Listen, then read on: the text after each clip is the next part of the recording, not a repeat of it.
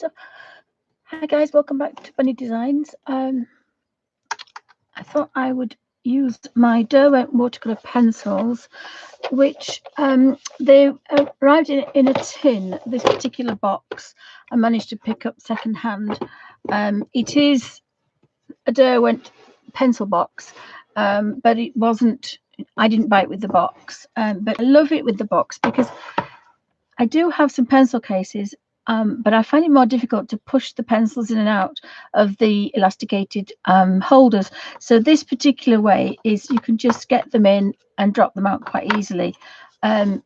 So you can just tip that one and pop it out.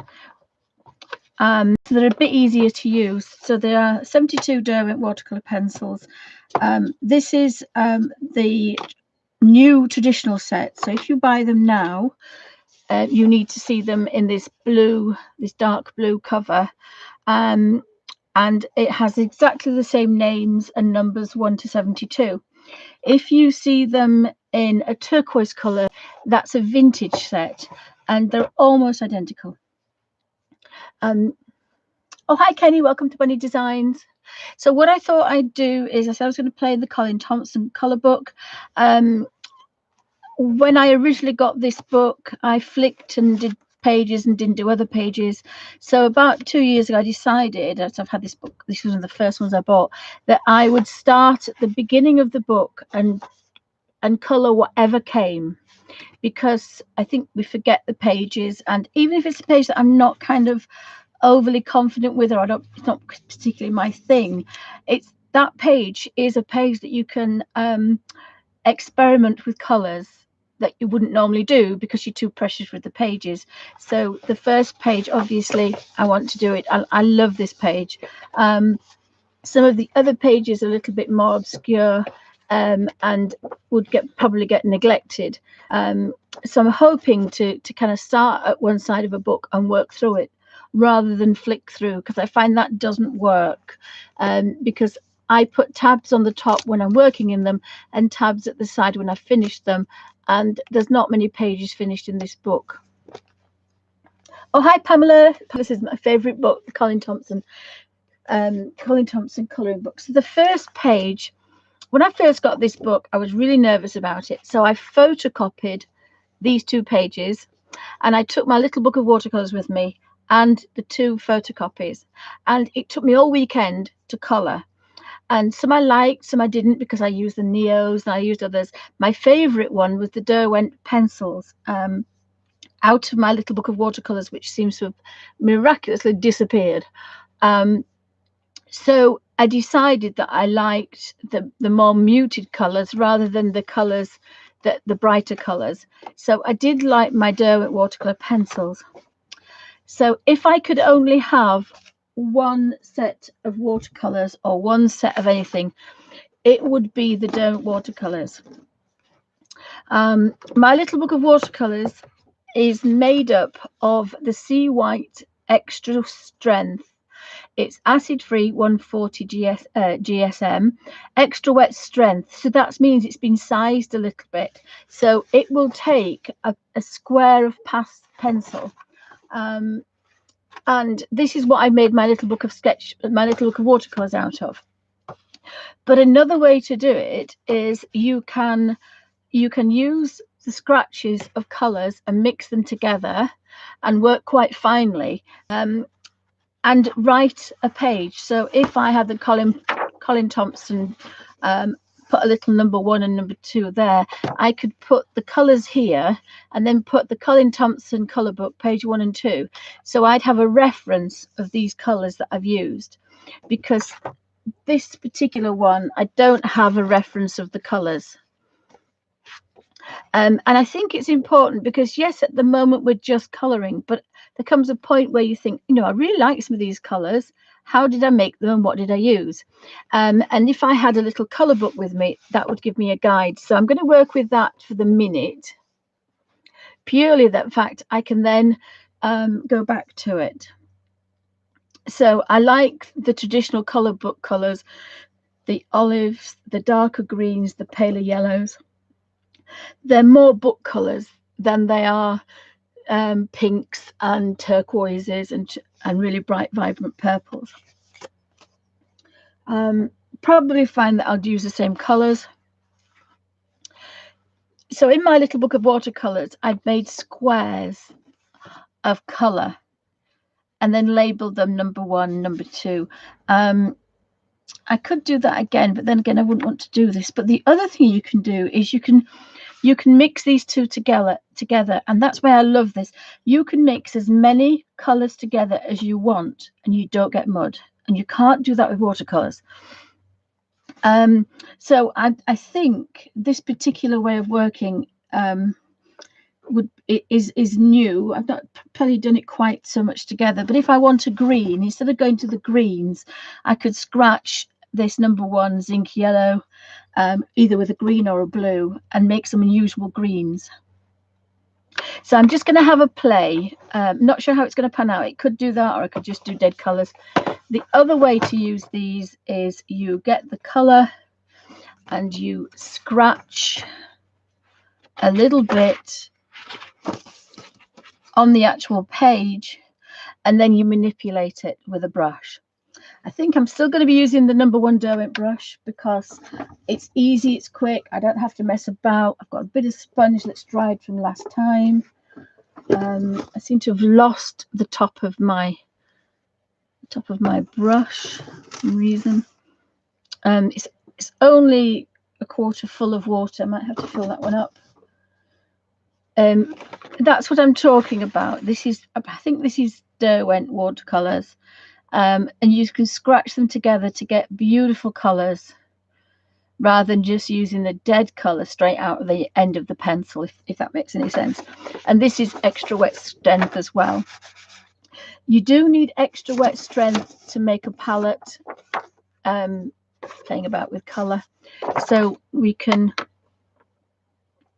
take a Naples yellow, and when you can see dust, you know to stop. And the beauty of these is they've got kind of their hexagonal, that are round, so when you drop it in, it normally stays where you want it. What's this one? This is indigo. Let's see if we've got at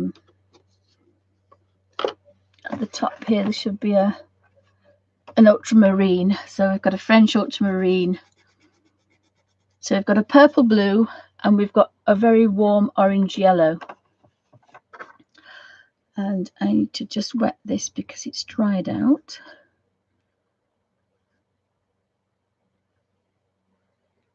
My hands don't work particularly very well. Once it's started to be wet, that's fine. So again, what we can do is just play with these beautiful soft colors.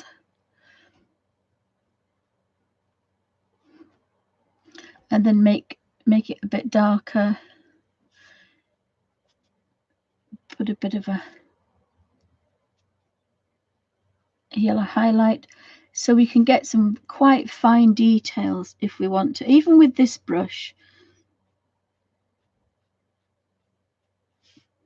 Once you start with washing brushes out, you start wasting paper and wasting paint, and I don't really want to do that. So as I say, you can come up with some quite unusual colors from just 2. But the beauty of this one is we can do more than 2 colors, so we can have a mid chrome,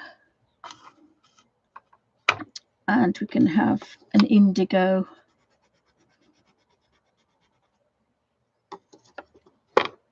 and an emerald green.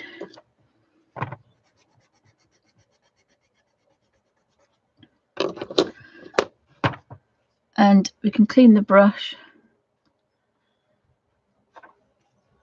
and then we can make that green a bit darker, and we can make that green an olive, and then we can have a beautiful deep olive, and then we can mix that. So there's all those 3 colors. There's so many different colors we can bring out. And once that's dried, we can scratch over the top of it, because it's extra wet strength, and that's how it works in the little book of watercolors. You can't do it in watercolor paper because watercolor paper sucks up the color, and we want the color to sit on top, and that's what it does. Sketchbook paper, you can get away with it a couple of times, but my little book of watercolors is about 5 or 6 years old, and I've used to use it every single day. It's only because I've moved upstairs that I've lost it. I'm pretty sure it's in a bag, but I'm not going downstairs at the minute, so I can't get hold of anything. So we can let that dry, and we can do two things. If we label what it is, we know we can go back to it, and that's the principle of the Derwent watercolor, my little book of watercolors. So have you got any? Oh, hi Shannon. Anybody else got any comments? Thanks for popping by. So like I say, we can do this beautiful mixing colors. Yes, we've got 72 colors here, but if we didn't have 72, we can mix some really nice ones. And then when you can't get any more color out, we can start to put more color back in. But these colors are really lovely, especially for birds and animals and trees and things, rather than just the dead boring colors we can get out of here. So I think I might work in that way. I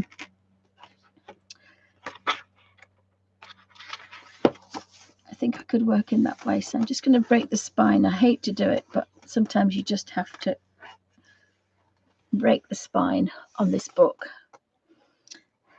It might get a little bit noisy because I put that one that way up, and then we lift this up. And this is why I initially went somewhere else, because it was a bit noisy. So we've got browns and greys there.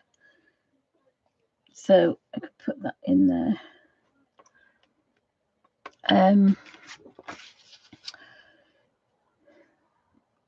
So I've got some purpley blues there, and how it works quite well is that it starts to get to a cobalt blue, whereas that one is left is the small the smalt blue, which is a purple blue. So then we start to get with the dark blue. So it's quite a it's nicely set out in this box. The only problem is if you're on a slant, it's going to want to roll as it would do. Right, so I think I'm going to work in this little book.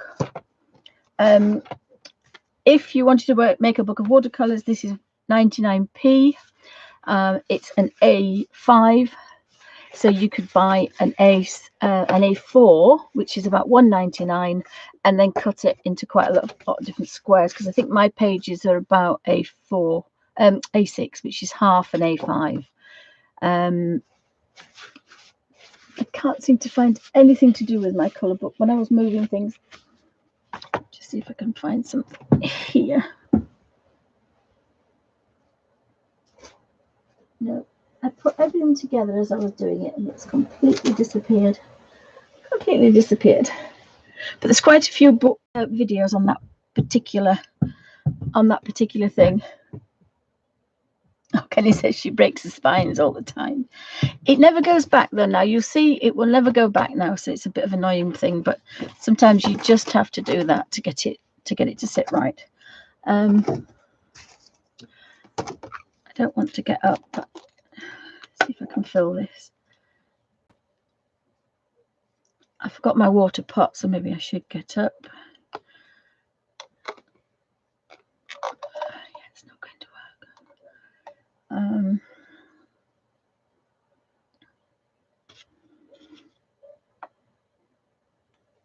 Yeah, I'm going to have to go fill it up, I think. I think I want to work with the colour. I get more precision without, but this is simple watercolouring. It's not, we're not creating a particular masterpiece, we're just colouring. So the other way to do it, as I say, is you colour scratch a bit in and then you manipulate it with the brush, or you can scratch it here, get your colour right, and then manipulate it. I'm not quite sure what I want to do, actually, I have to say. I haven't quite decided. I might just have to stick that in there so that I'm not touching it all the time. Now, I'm left-handed, so I normally start that way across from right to left. But if you're right-handed, you might start right to left. So I think I'm going to start this way. I normally pick a certain color brown to go all the way around, so all this wooden outline of the shelf is the same. There's a copper beech, a sienna, there's a Venetian red, terracotta, a burnt carmine, there's a chocolate. If I remember rightly, I used chocolate all the way around, so I think I might just make myself. Now, if you want full-on color, you scratch it into the page. If you want it paler, you can scratch the color, mix it like you would on a mixing palette, and then do it. Oh, hi Melody, welcome to Bunny Designs. Hey, good to see you. Anybody else popping in? And then, so we've got all, you can touch the tip. So you can touch the tip and manipulate it and have a watercolor effect. You can scratch a little bit in and manipulate it and have a watercolor effect, or you can scratch different colors together, or you can use a single color and scratch, and you'll have probably, if you did it this way, you would have a dead color, a flat color, not necessarily a watercolor effect, unless you put something with it. So if I look for an oatmeal color, that one is raw sienna. So if I put raw sienna with it, and a mid brown as well. So and sometimes it's a good idea to keep the colors out so you know what you've used. So if I just write 58 there, I know that that's what I've used, and this one is 66, and then I know what those colors are, so it's good to have a reference. It's wonderful to see you, Melody. Yeah, welcome back. I've missed everybody. What have we got in between? We want a cool brown, but we want a coolish color, but we want a mid color. We'll try the bronze. So, and that one is number 52. So we can now kind of play about with these colors if we want to. Now my brush, it got very wet because you draw it back off your hand and it goes back to being barely damp again. And then you can start mixing the colors. So you can do some, if I go back to this one, let's just draw a book.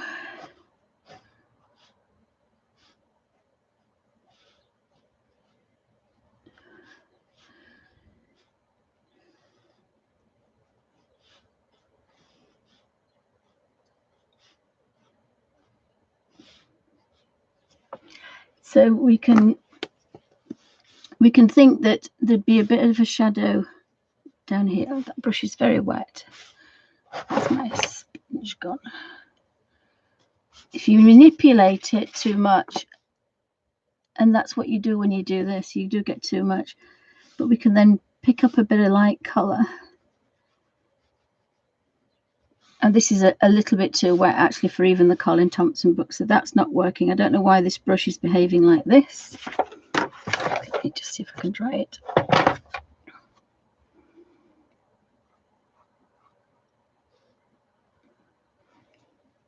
It's because we're activating it and when you're using more than the tip, and if you do that you get more color, so it might not work.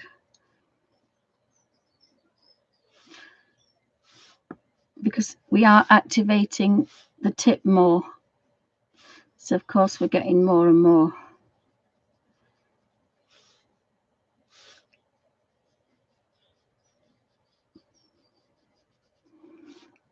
But we can get some beautiful muted colors.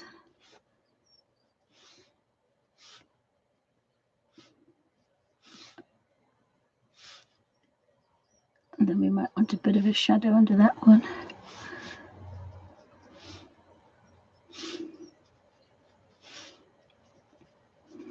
So it's a nice idea to have a bit of a play on a piece of paper, so you can find all the things that you want to do with this particular.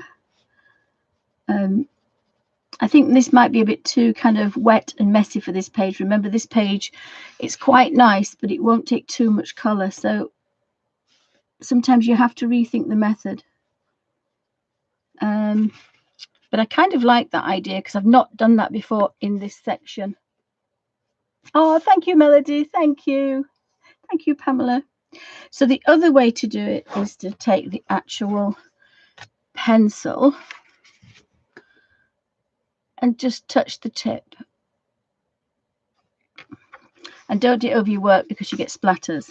So that way we can kind of control what we're doing.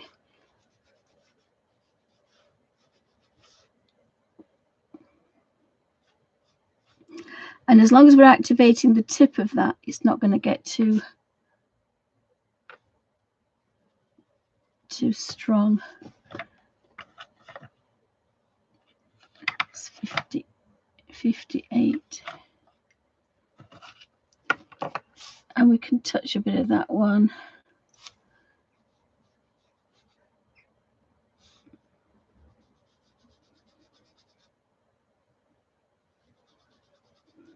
So you can mix it on the page, but as I say, that's going to be too wet.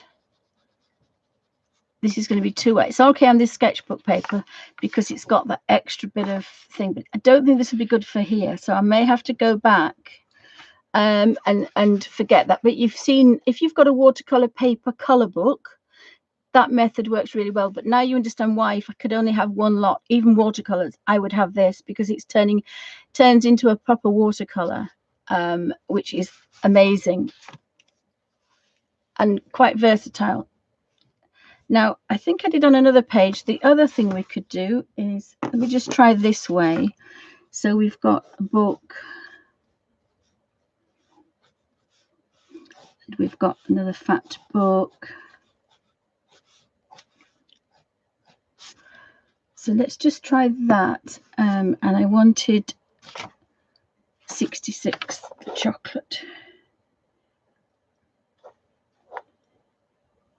And 58 and 52. 52 was bronze. So we've got the three colours. So we've got light, medium and dark. So we'll try this way. So I'm going to scratch a little bit of colour here and here. The medium colour, scratch there and there and there.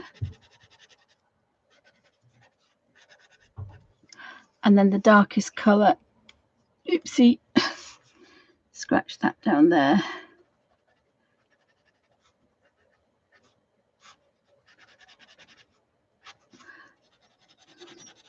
And these are bigger spaces than here, so we might get away with it. And then we take our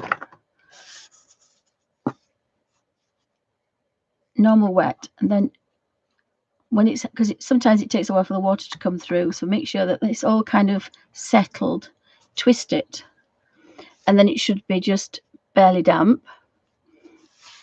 And then we can go in with our, just the tip of our water brush. And if you look,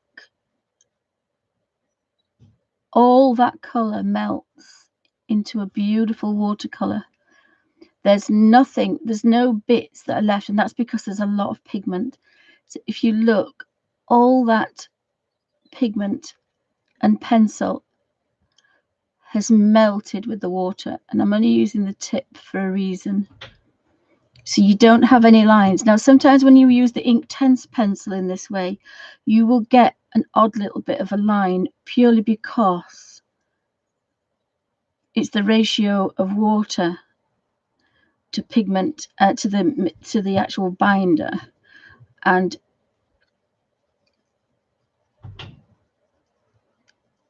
but if you can see, and I am using the tip of the brush, So it's a little bit wet, but I'm going to take this out so you can see there's no lines at all. It's all gone.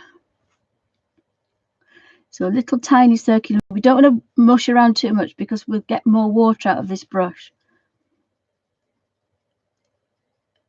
Because we just want to activate the end. And if we do that, we will just get a small amount of water. And we're not kind of having to wash our brush out and kind of move about a lot. It's a very simple way to work. And then when we pick up this other colour, bearing in mind how dark this chocolate is.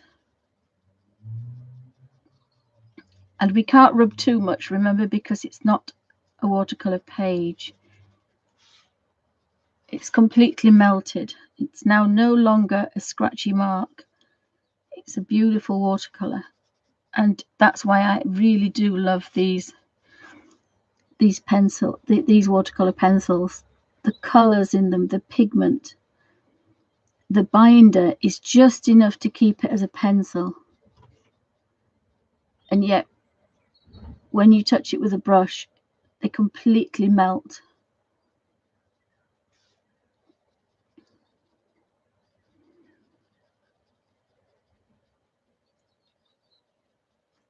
So I could scratch 3 colours in there. So we've done it different ways. Again, it's buckled a bit, so it's not the brilliant because you've got to rub, and this page won't like rubbing. So I think the best thing to do is if we take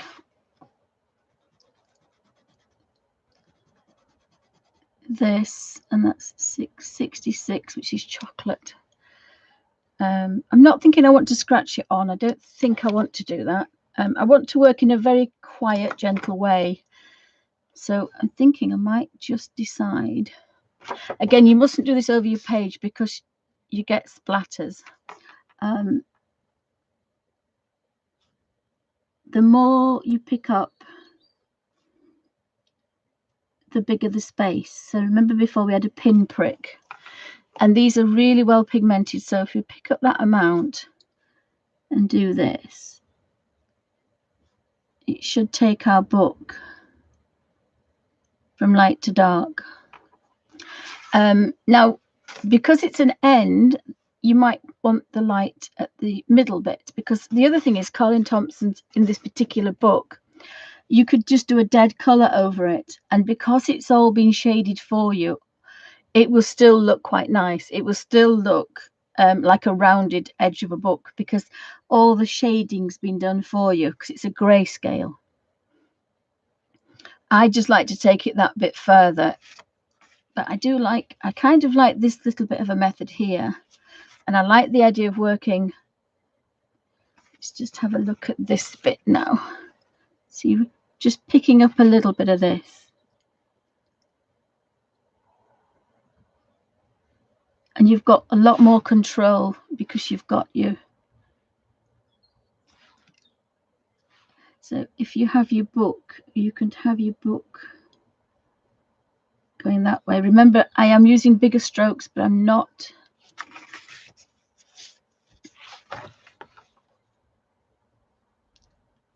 Work our way back to the middle.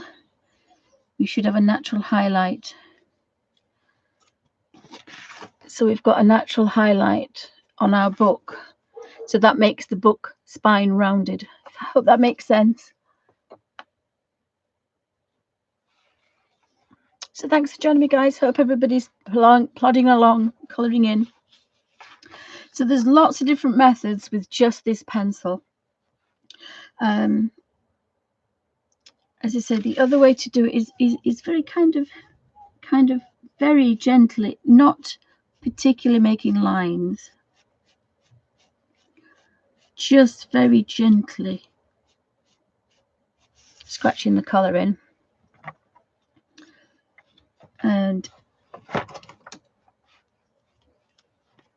as I said, this is why some of my pencils are not pointed. You want a soft, just scratching the surface, and then this middle one just very carefully. So you've got 5 or 6 different methods with the same set of pens and the same brush. So make sure the brush is clean.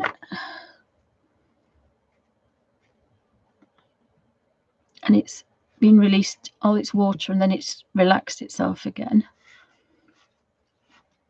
We start in the middle.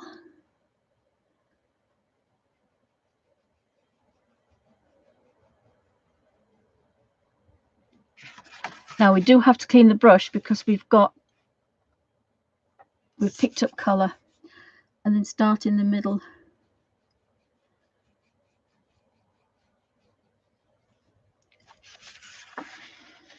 So that's another way to do it. And I honestly can't decide which way to do it. I think I like the way of touching the books. The problem I have is I'd like to maybe get some, I could do some two-tone. So let's get a green and a purple. This is a way that I wouldn't normally work, but again, let's just play today. Let's have a play. So we've got a sap green. So we've got a sap green.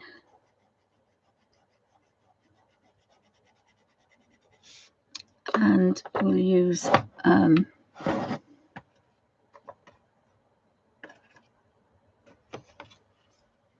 a blue violet lake. Now, because mine are blunt, I can do them in any direction and it's fine. I don't want to make a line. I just want to scratch some colour. So if we take this one, oops, I've still got some brown left on there.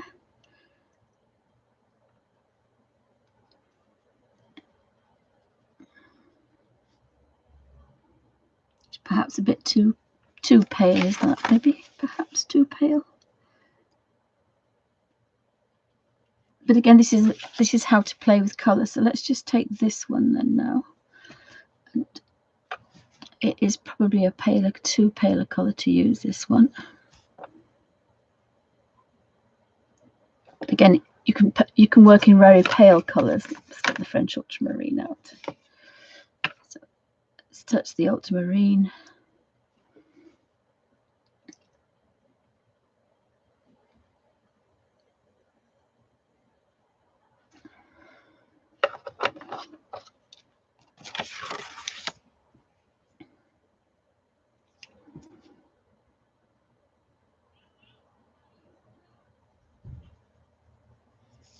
And put some green back into it by working backwards. So again, we've got some really unusual colours. Let's scratch ultramarine and sap green together, and then we'll clean the brush.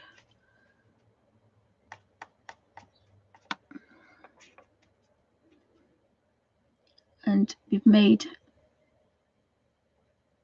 another different colour.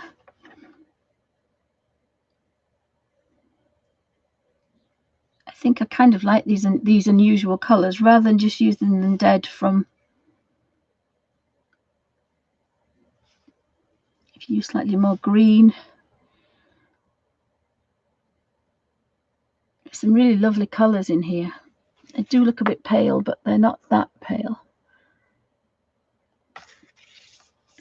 I kind of like that. I mean, we do have a lot of different colours here. You probably find turquoise, kingfisher blue. Probably find that is kingfisher blue.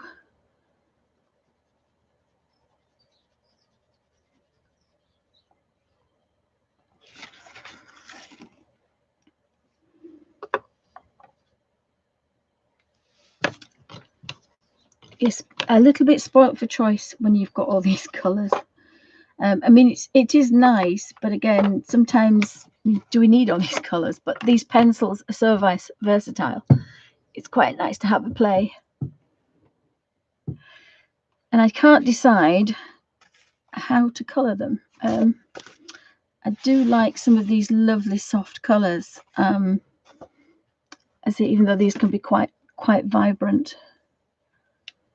And I do like some of those greens as well, these greens and these colours. You could do the whole pages in greens and the whole page and thousands of different greens. You would get thousands of greens with all these greens mixed with all these blues and all the yellows, and then you can add a touch of brown to all the greens and a touch of reds to all the greens, and the combination is hundreds and hundreds of different colors. And sometimes you need a bit of a color scheme. The other thing, I think, when I looked at it, these particular books are names. So they're each little book section. Is that too bright? That thing, is that too bright? Maybe. Hopefully that's better. I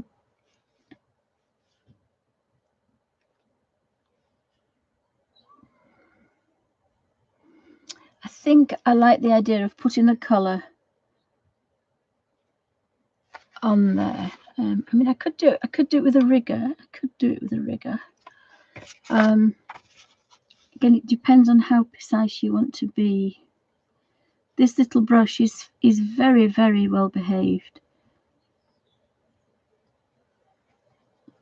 And the idea is that it's very simple, this method. It's very simple.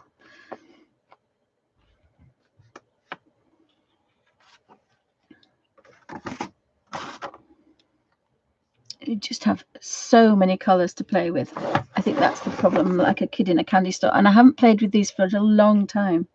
So again, that's another thing. When we get these olive colours here,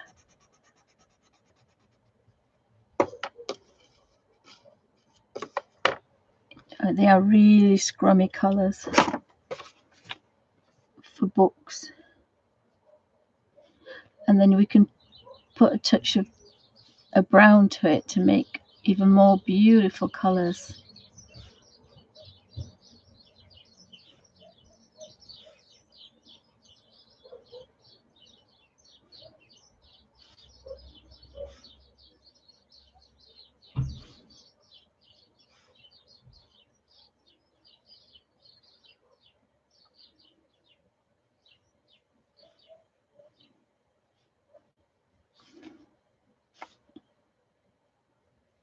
If you're very careful, you can go back in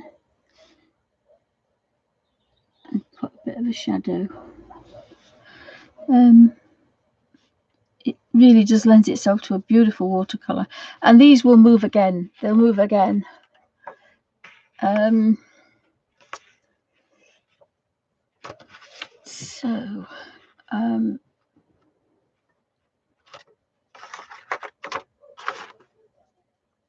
Decision time. It's so difficult because there's just so many kind of really nice ways to do something.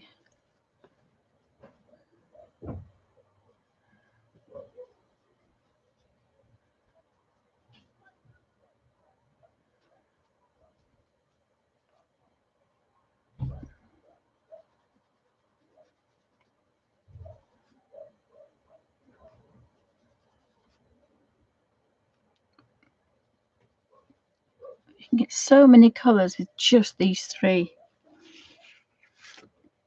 But I think I'm going to, that's a bit messy. I think what I'm going to do is I'm going to keep it simple.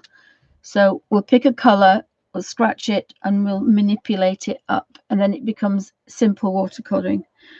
I think that's the best way to do it. So we'll keep the chocolate one out because that's the one I'm going to use.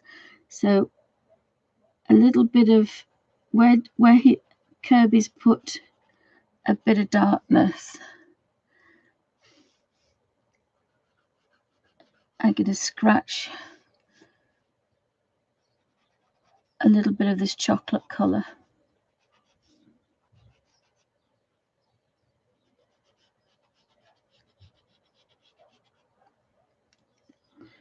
So I will keep the chocolate one about.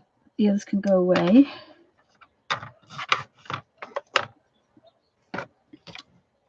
Clean the brush. And then this is the simplest way. Manipulate that little bit of color and push it about the page. if the brush gets too wet, just dry it off. It's not behaving, this one, at all.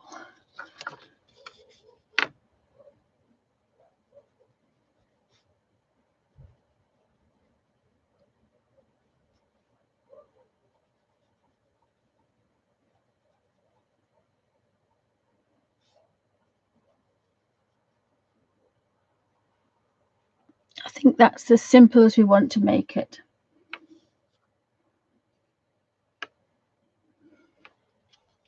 And so the more you activate the brush, the wetter it becomes. So it's in our best interest to just activate the tip. And you probably find you have colour on there to use somewhere else.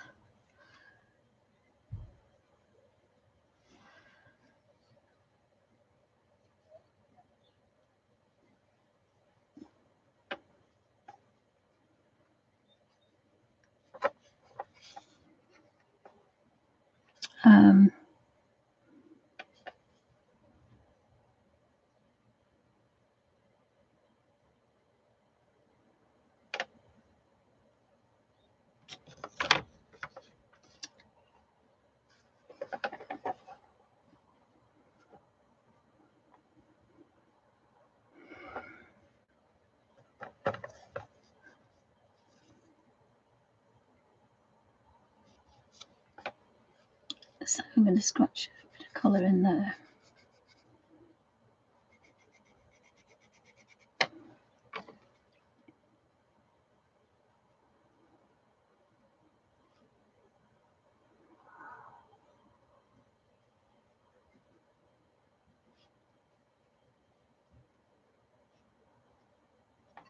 Maybe this brush is a little bit too wet for this type of colouring, but let's have. I need some dull colours. I don't think I want to do brighter colours. I think I want to do dull colours. There's a copper beach here.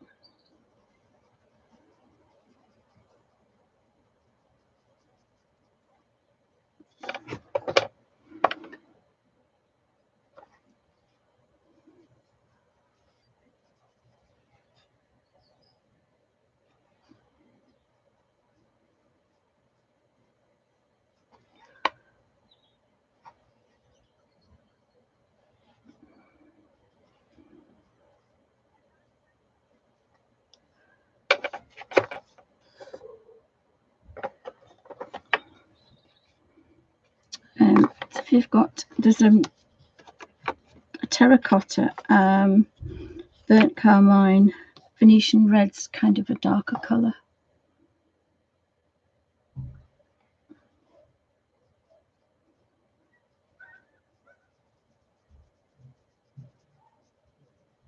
I just have to go somewhere, guys, a second. Something's happening and I don't know what it is. What's happening? Amy and Sam are just taking the dogs up to Skipworth Common. Oh, that's all right. I thought she was right. And I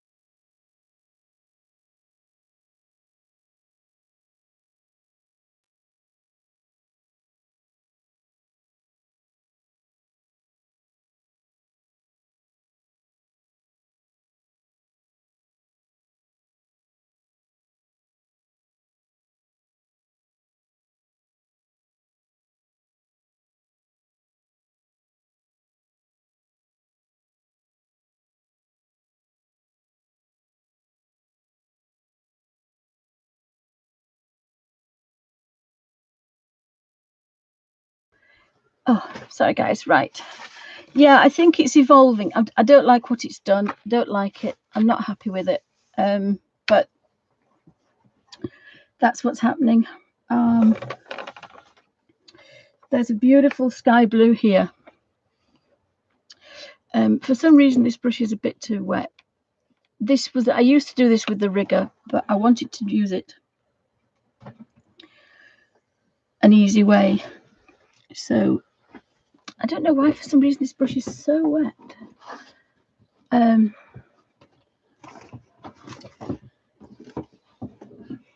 don't know why it's really, really wet. No, that's not it. I know what's in them. I put them in, but it's one at the bottom. The sketchbooks and things. That's why I asked you to take them all off so we didn't break it. Don't knock anything off. I'm cooking in the bedroom, so I've gone back to bedsit land. Is that it? Let me have a look at that one. No, that's watercolor. No, that's sketchbooks. I've got some lovely boxes, and I've been rearranging the bedroom. Let's have a look. That's it, the whole box. That's the box. Brilliant. Oh, I found my little book of watercolor, guys. So I might. Yep.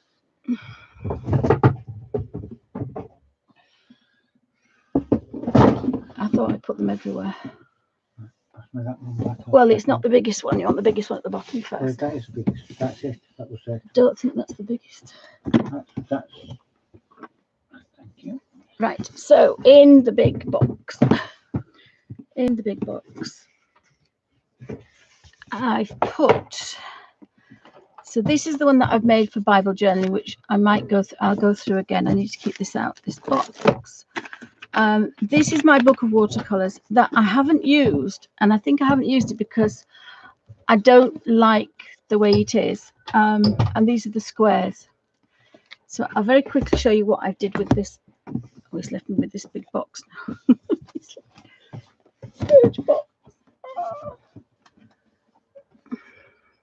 It might be an avalanche. Avalanche. So I made this little book of watercolors. It's from a photo album, and I wanted to get 10,000 colors, but I don't like this particular plasticky bit, so I've spoilt it. But this is the Derwent watercolor pencils. So I have the 72. I also have 36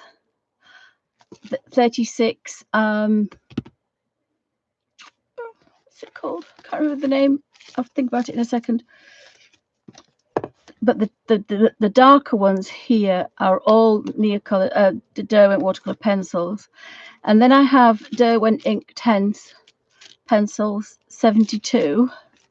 That was my original one, and then I decided that the squares would be bigger, and they last forever this size. Then I've got the Graphitint, the Derwent Graphitint, again, work beautiful. Okay, this is because of me. She made a little book of watercolors. She didn't finish it.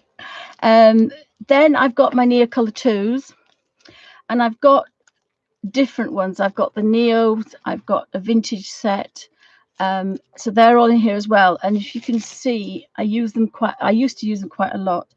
I might actually revamp this one because I don't use it. This is the Peerless, and the one that was redone was the rose one, the tea rose. If you see, there's a little bit stuck on top because I used the tea rose one when my husband had a stroke, and I did the horse painting, which I think is, no, it's not near me. And there's a green that I used as well. Leaf green, I think it is, grass green. So that one and the pink one is the one I used to do that. So they've got the Peerless in there. I used to have the Gansai Tambi watercolors in, the 36 of those. And that means that this is my touch and go system. But I think I don't like I don't like I thought I'd get the biggest, fattest one I could, but I really don't like the plastic, because when I used the plastic isn't good. It's just flimsy, and I think that's what stopped me using it. So I'm going to revamp that one, and I'll leave it out now I found it, because that's a job to do. So I'll probably make a video of that, because there's lots of rattling and crinkling and noise. It's okay, is that it's probably going to grow on me. I'm using the kind of the grungy colors. I'm a bit disappointed with my brush. I don't know why it's misbehaving, because it normally is quite good. So I'm looking for kind of the grungier colors in this set. So the Delt blue, it has very vibrant rose madder, it has magenta, crimsons. I'm looking at kind of more vintagey color books, but obviously you can use whatever. And again, that's why I love this one. You can mix the colors together and you can do all sorts. I haven't colored for a while. I'm out of practice and probably shouldn't have started this page, but it's fine. It's fine. It's what it is. It's coloring, and it's got to be easy. So there's a pear there, so I can go to the greens and find a pear color. There's a nice olivey green. I use olive down there, but if you scratch the whole of it and activate it, you get a flatter color. But it doesn't matter with this particular book, because it's a grayscale. So grayscale is brilliant. Yes, Kenny, it's too thin. I prefer the if I can find just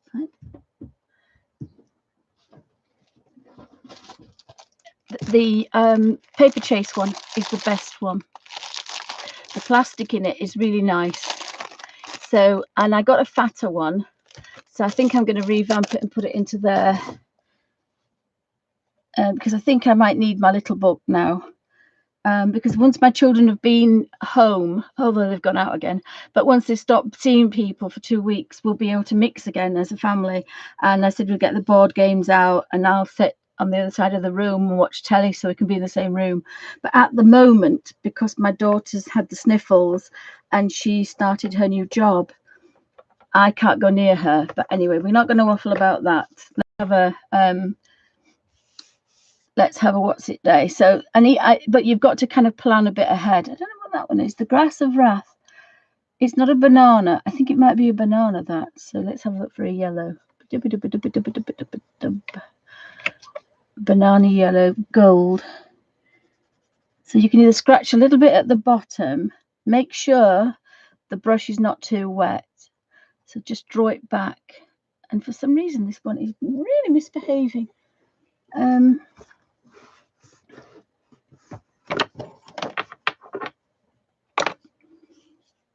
These ones I do the same. The two that I've got hundreds and hundreds of watercolor brushes, and I can't use them. The one I'm going to use is the one that I keep in here, because I know this one behaves itself.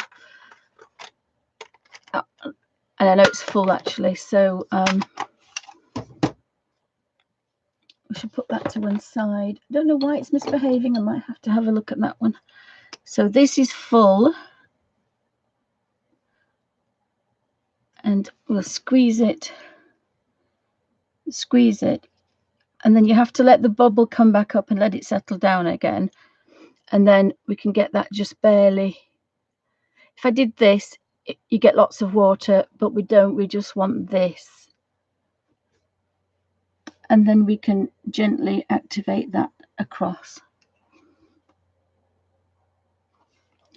If you are going to do this method, do it away from your work, because you will get a splatter. It's very difficult to mess up this. The other thing I love about the Derwents is the top fits on the top. The top of the brush fits on the end of the brush, and not many of them do that, and they drive me insane. So we've got a bit of sky blue, so let's get this blue up now. You see, It's very well. I wonder if it's the paper. It might be the paper. Let's just... Now, what's happened is the end of the brush has got wet. Never dip it in because you break the spine. Never ever dip the colour in. This is pure watercolour at the end, but never do that because it completely trashes the pencil.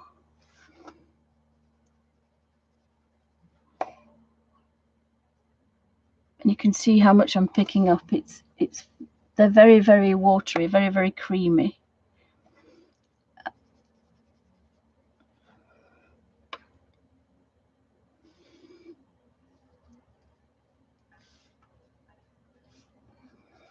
So I hope everybody's colouring and keeping, that's either a grapefruit or an orange, and keeping well. I think this is the time to go through all our colour books and sort them out. There's a chrome orange, I think, probably just, if we scratch where it's dark, make sure that brush is behaving itself. Not brush. I'm going to trap it, guys, but all I'm doing is drawing back off it because it's, make sure that the brush is only barely damp like that, because that's better. Then we'll manipulate that and we should have a nice little highlight on there. Okay, so it's used acetate. Well, yes, it's too thick. And the other thing is, it's a bit of a, as a tight Yorkshire lass, I found that the watercolor books work really well. The nicest one is the little one. And I decided, because all the colors I've got in that book I can use, except when I'm Bible journaling. And what I was doing was flicking and ending up on the Derwent ink 10s when I was Bible journaling, because they were next to each other. And when you those colors go through your Bible pages. So I found this very old vintagey photo album, and I've cut down. So that would be the photo album. So you put a photograph in there and you put a photograph in there, and I've cut it. And if you feel, listen, it's the old-fashioned thicker plastic. And the reason I like that is you can use every page that has this as a palette. So you can mix two colours together as a palette, as long as you wash it and wipe it dry before you shut it. You can use every single page. So you've got probably 70 or 80 palettes here. You've got to clean them and dry them before you shut the book. Whereas normally, if you wet this and then shut the book, it doesn't matter because a little bit's going to go on that side. But if you cross-contaminate each other, you'll ruin the colour pages. There's 3 shades on here, and these are the 72 Derwent watercolor pencils. And the reason I did the big squares is this is going in my Bible journal box, because when you use the method of picking color up, but not, so you're picking, touching the color on here with a very barely damp rigger, you can color on a Bible page. I've done a couple of videos of that, and this particular little book is that I can pick any color in here and I know it's not going to go through the Bible pages. And you can't do that with a lot of watercolors. The Neos go through, the ink 10s go through, the Gansai, and they're a bit too strong. But because we've got a lot of control over these colors, we've scratched it on here and we're just picking up what we need with a barely damp rigger. You can use that. This feels like acetate, and it probably is like a 30, maybe 60s, 50s, 60s. I would think this is quite old, is this? But I love the size of it, and it's nice to hold. And I think that's another reason I don't like this one. I have really bad arthritis in these knuckles, and anything that's sharp, like a handbag, I can't grip it. I don't like it because it upsets the knuckles. So I think if I stick with rounded ones, I'm better. So these just want sticking in. I haven't got a color scheme like I have on the others. All the others, I've got a color guide. but I know what these can do. This one, I know what they can do. I've used them for forever. And I nearly always, when I'm Bible journaling, I always have a practice paper with me. So I'm touching it, practicing it, then I do it on the page. And I think if you have a really nice book that you don't want to make a mess of, that's the best thing to do. But I will be sticking those in there. But as I say, I wanted to get 1,000 squares of colours, which would be 10,000 colours, just to touch and go, because each square you'll get 10 shades out of each square. And some of the neos, that's the graphy tint, sorry, that's the ink tints. You get 10 colours out of one square. The graphy tint are actually really scrummy. Then I've got the Caran d'Ache Neocolor 2s. I've got the Peerless in there, and these, you see how the Peerless, that touch and go system works so well, especially with the turquoise colors, the butterfly blue, forget me nots, peacock green, all these gorgeous yummy colors. These are the ones you've seen in the color books. So I've done quite a lot of color pages, and yet they still look like this. So they're on the way out, but not quite.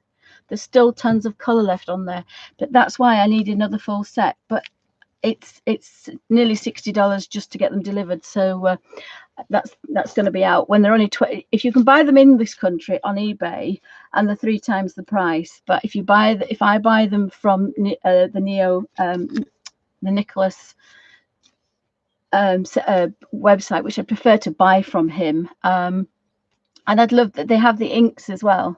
I'd love the inks, because then you can dip in and do, and that would be good. But anyway, I rabbit trail again.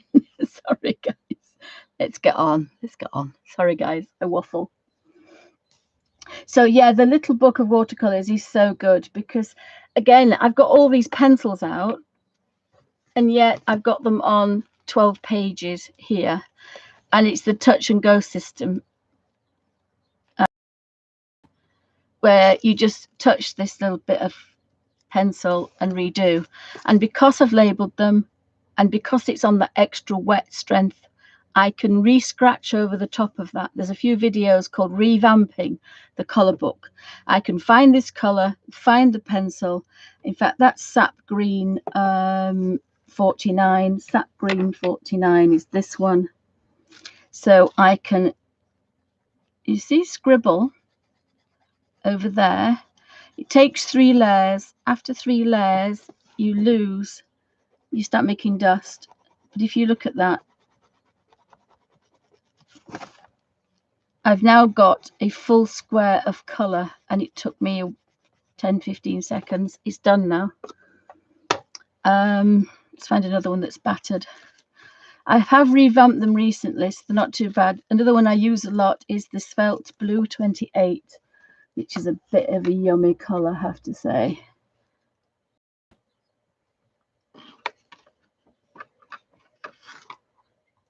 That's Delt Blue, number 28. Again, just scratch over the top, and now I've got another month or so's colour on there ready.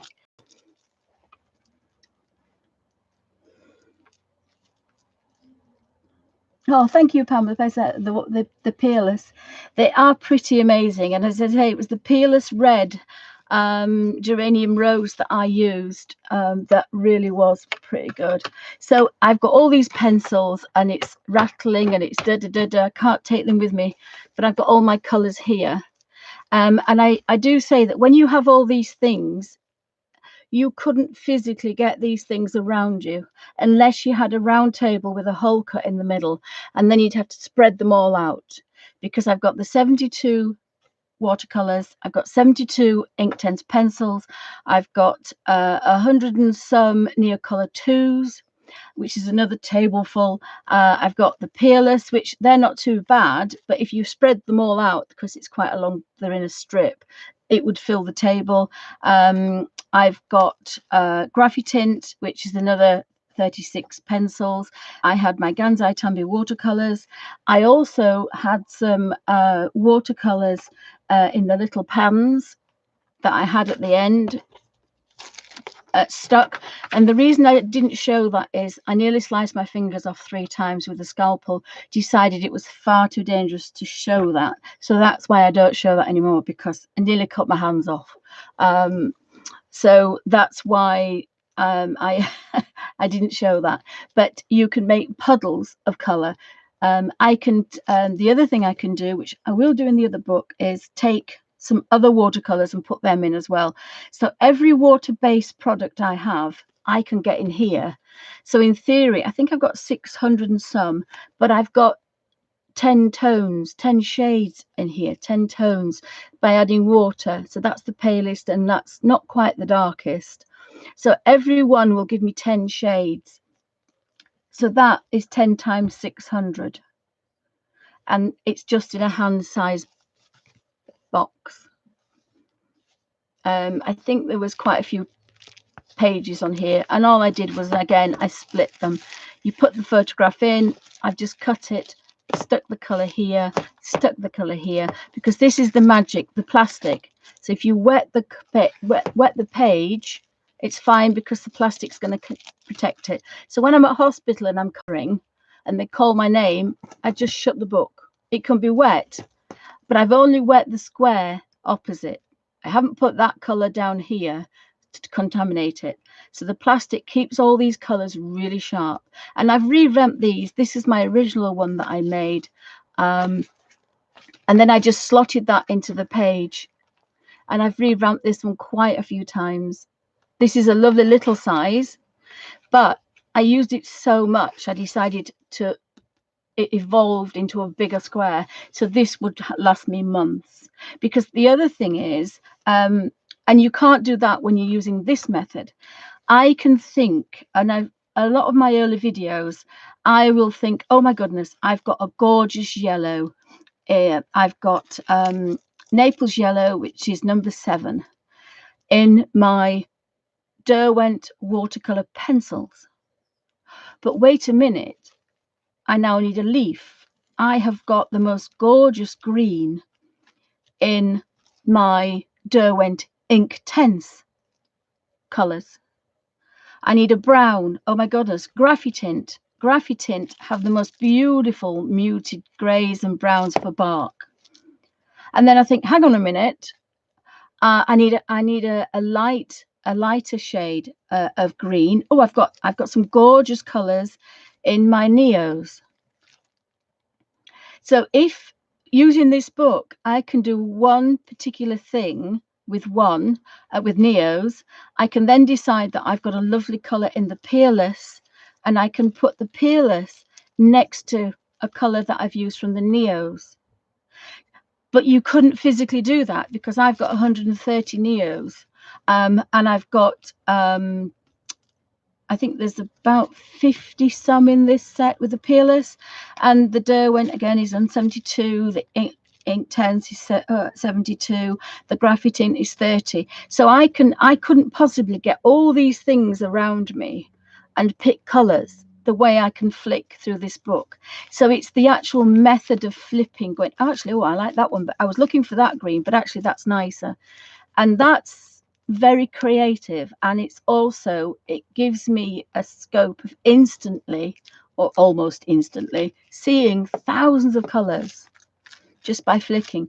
But I don't like it because I can't stand this paper, and that's the only reason I think I haven't used this lovely book, because normally I didn't even get my pencils out for 2 or 3 years. And most of my things have not been out. They've got the Neos have a corner, little tiny bit of a corner missing, and that's because that's what I used to make the Neo colors here. So there's a little tiny corners missing. I don't know whether to do a revamp then. Shall I do that? It's Mothering Sunday tomorrow. I don't know whether to do, I might do that Monday. Shall I do that Monday, guys? Shall I redo my book and colour it in? And as you see me revamping it, you'll see how I've made it. But I'll put it in one of these, I think. I think I'm going to put it in one of these because I like the plastic in this. These are a couple of pounds, £2. Well, these are £3.50. The original one was £2.50, but these are £3.50 from Paper Chase. But the plastic between the sheets, between each sheet, is really nice. So you can use it as a palette, but it's also quite nice. It doesn't crease. Sometimes I find these like this, whereas the other one, it's almost impossible to crease it. And it means flicking is so much nicer as well. As you see, I went off the idea of this one. Does that make sense? So I'll write that for Monday, is the watercolor book, because again, that's something that we can color with without taking all these lovely things with us. And I did it originally so that I could take them, I could take everything. I couldn't get all these in a suitcase unless it was a giant suitcase. I could not get all my products that I have in here, carry them around with me to color. And you wouldn't want to. You wouldn't think about putting a Derwent watercolor lemon with a Neocolor green and a Peerless purple. But in this particular way of flipping, you would. So this is my flip, touch and go system. Right, flip, touch and go. I have to write that down because the brain is a sieve, slightly more than normal, but it's definitely a sieve. So I've decided I need some sticky notes handy. I need sticky notes handy so that I can remember things.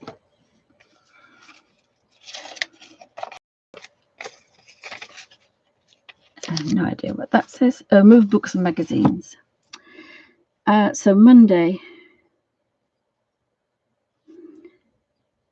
remake watercolor book.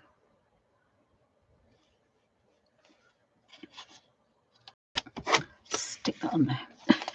Right. And I could also go through the Bible journal one as well.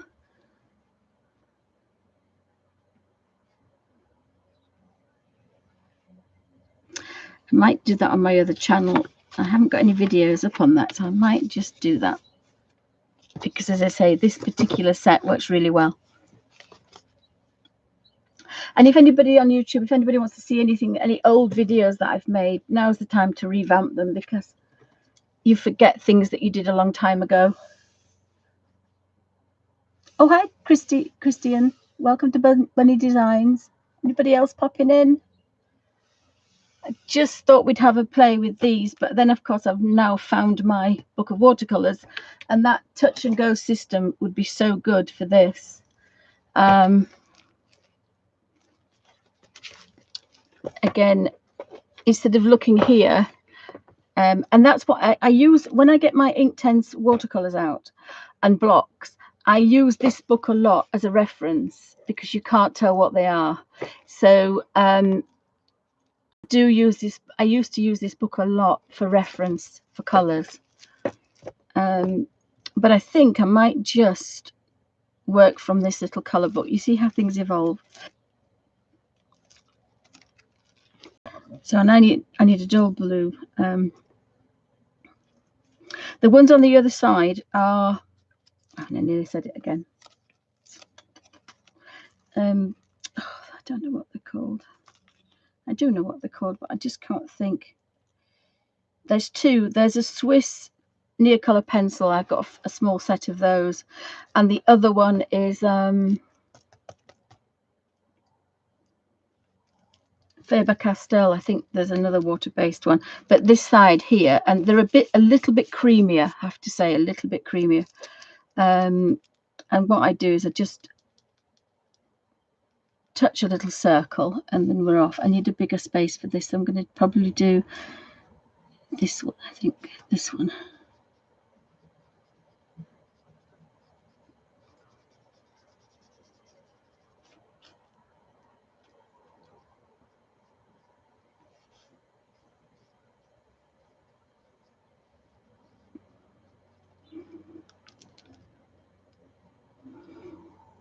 And again, normally this is silent.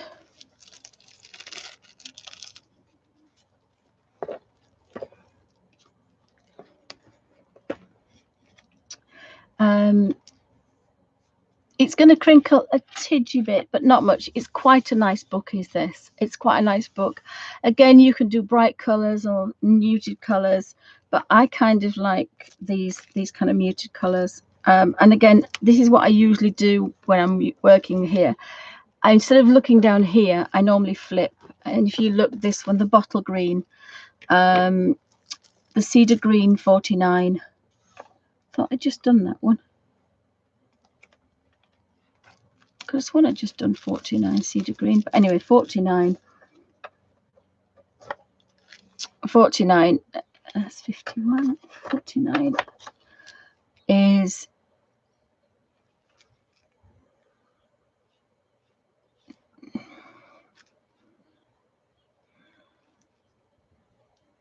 I've got 49 cedar green, but cedar green is not 49.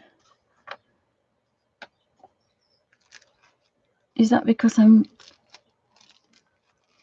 No, it's definitely this one. Cedar green is 50.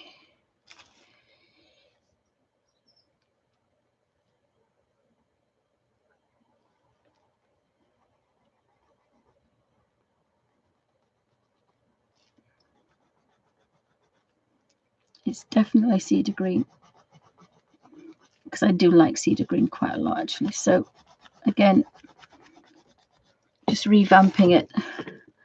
And when you see dust particles, you know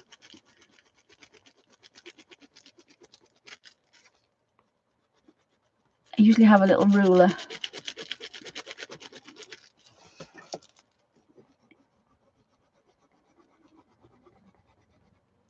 So I've revamped that one, and I'll just do that one while I'm at it.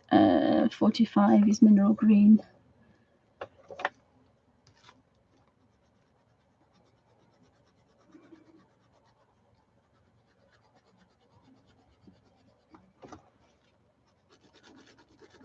I hope everybody's colouring. Please have a natter about what you're colouring.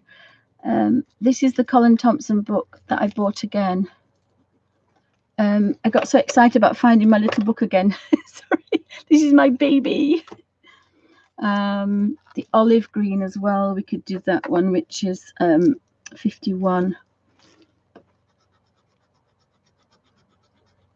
As I say, there is a couple of videos of me revamping the old ones.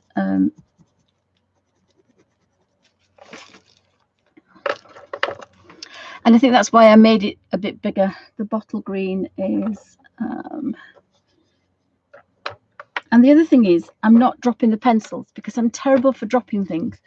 And when they're safe here, it's quite nice that they are not going to be dropped. So that's number 43 bottle green.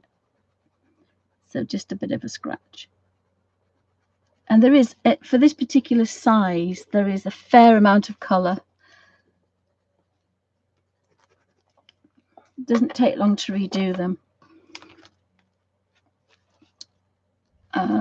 Jade green is 41. There's some beautiful colours in here, absolutely scrummy colours.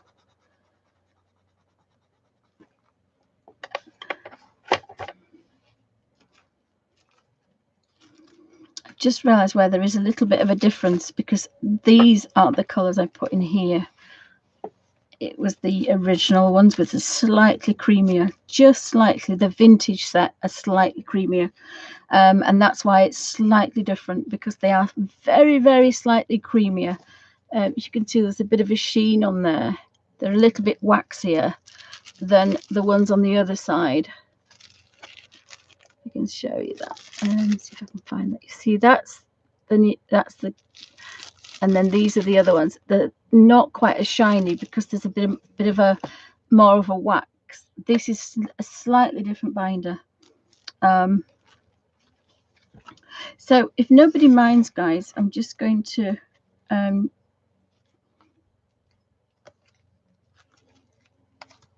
going to play in out of my little watercolor book, if you don't mind. I think that would work slightly better, because we're not doing the scratch and go anyway. Is that okay, guys? Sorry to change it. It's just these do get on my nerves a bit.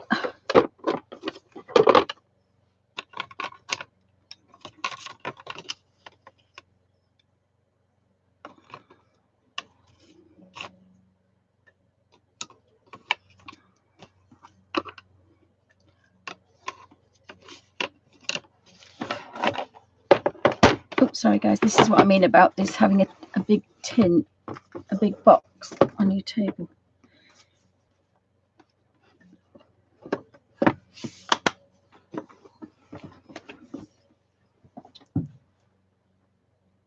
That's better. Right, so this is really now my touch and go system. I've got my little sponge for cleaning. And it is a lot better because you have this colour guide. And I do keep banging on about a colour guide because it is really, really easy. And you also know how much water because you know where you're going with it. So it does work quite well. So this is my problem is I slip onto their watercolours and this says paler ink tenth on the other side. So you need to label as well because you can get lost. I used to get lost when I first did it. So I'm going to put a sticky note here so I know that's the end because I'm really terrible at not being at the end. But there's a blue grey and gunmetal. There's some beautiful greys. There is number 71 is a silver grey. So there's some beautiful colours. How I set it out was in sixes because it kind of appealed to me that there were the yellows. Seem to have lost my yellows. I think I've put them in the new book.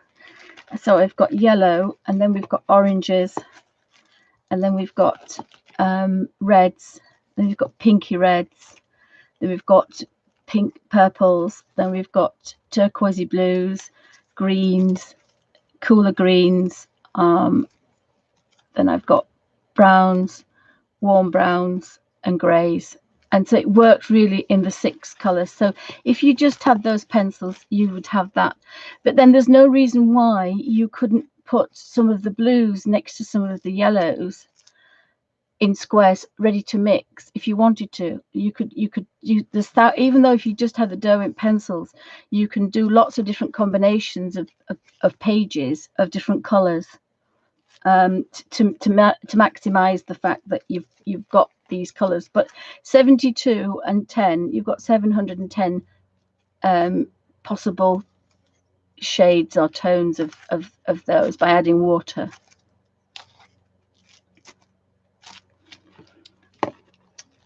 So let's have a look again. I might just put that underneath so that if I'm just not sure, it's quite a nice brown, because again I don't always look at what the name of it is, I look at what it does. So I think that one would be quite nice. Trying to keep the brushes as pale as possible. There's Copper Beach. I think I might put a red. There's a carmine there. That's a nice. I always like carmine colour. So pick a little bit up if you want a small colour. And a bit more if you want more. Now we're really lucky because we've got a half-acre field, which you can hear hubby. He's walking up and down the garden, which is amazing for him to do that. So that's good. I always, for some reason, leave the labels. I'm terrible for leaving the labels. I did it on all the books. I don't know why. Now that could be a plum. So the carmine is a bit of a plum colour. I don't know if that's an apple. Could be an apple. We have an apple green, I'm sure. I'm sure we have an apple green.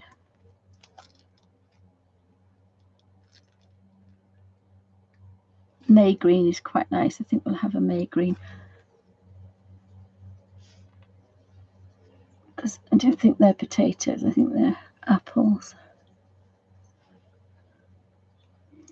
And then we've got these trees, so I think I'm going to use sap green again.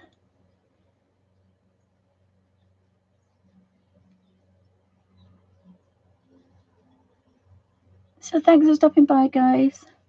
I had a very croaky voice yesterday, but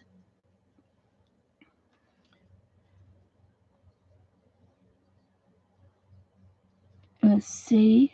I had a lovely chat with Felicity this morning. Oh, she's changing so much. She's my granddaughter, but I'm not sure I'll be able to see her for a little while.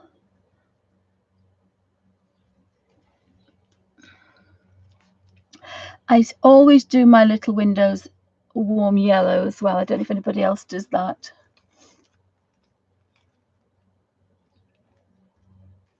Hi, Darla. Anybody else popping in? Thanks for stopping by. Hope everybody's colouring. I'm in the Colin Thompson colour book, a new one, and at first I thought I'd made a bit of a boo-boo, but actually they're kind of growing on me now, these colours. I think it was I was just out of practice, but now I've gone back to my touch and go system and my little colour book. I'm kind of back on home territory, and it's like just flip and do, and I love it. Yeah, I'm kind of back back now. I'd forgotten how lovely it was just to do this. Instead of doing what I was doing before, I was picking pencils up and putting them down. You do forget. And again, I've forgotten that I use this as references for colours, because when you see one colour, can't possibly tell you what it is. I hope the light's not too much. If I turn that off and this off, we may have a better... How are we doing? No, that's not good, because the sun's come in now. The sun's come in now. I've got some nice bright...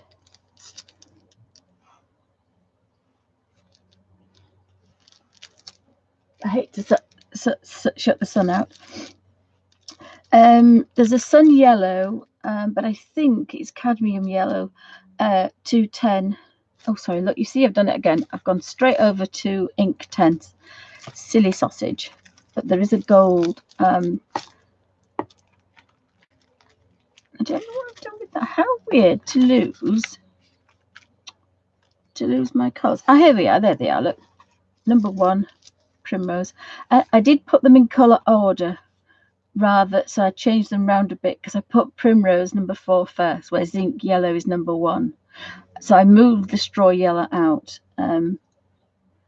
but you can do what you want. Now I like the gold number 3 for my little windows, for windows.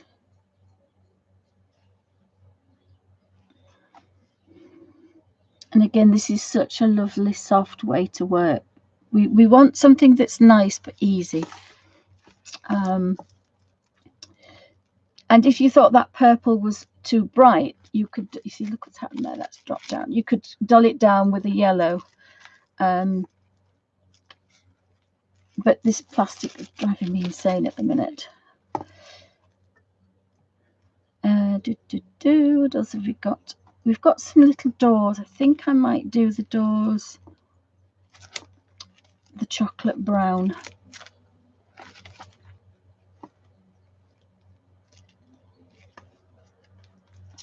Which is number 66. Oh no, I like the burnt umber. That's quite dark, is that? I think I've got a bit of yellow on the bottom of there, but I'm not going to fuss about that. I think that might look nice.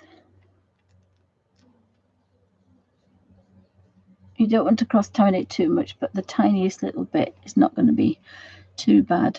There's some cherries there, so they want to be bright. They're cherries. Do the front. This one's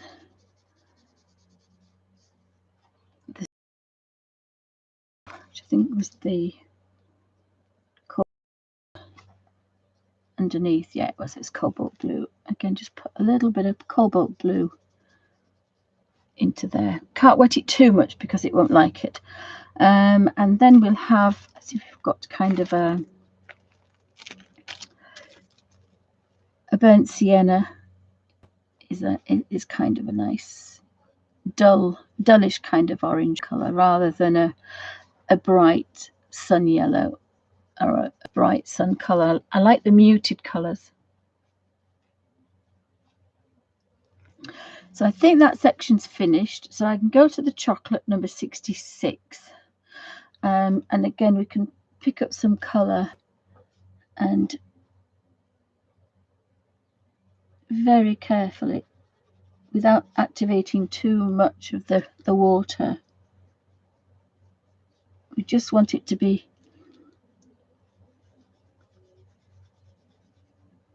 about 5 or 6 seconds before it dries. So you can see it drying almost instantly, and that's just about as much wet as we want. So I've got a crinkle on that one now, so we'll just put that one down there. But again, we're doing this for therapy, so we're not really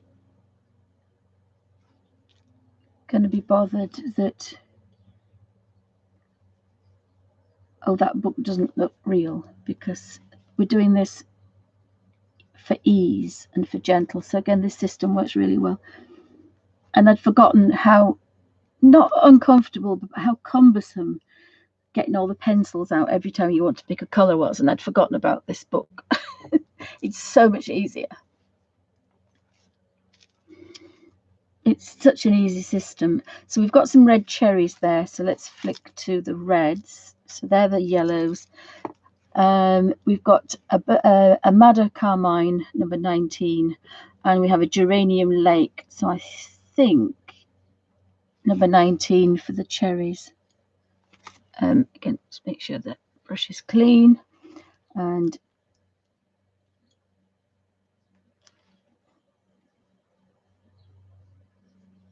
add a pop of colour to these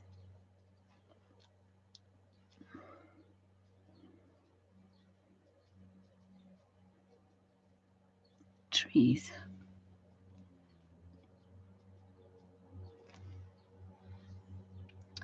I've got a little caterpillar here, and normally if I used a certain dead colour, I would just go over those. So I shall leave them white till the end, I think.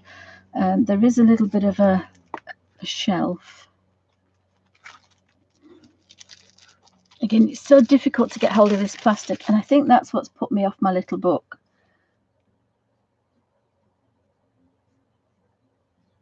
It's the only thing I can think of. And we want a little bit of green to just touch that little mound there. And possibly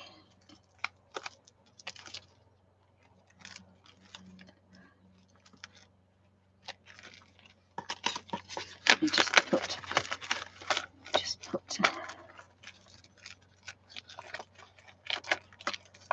if you wondered what I stuck them on, sorry guys, I stuck this in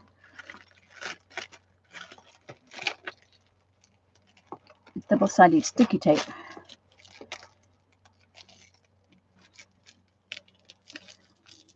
Oh, dear.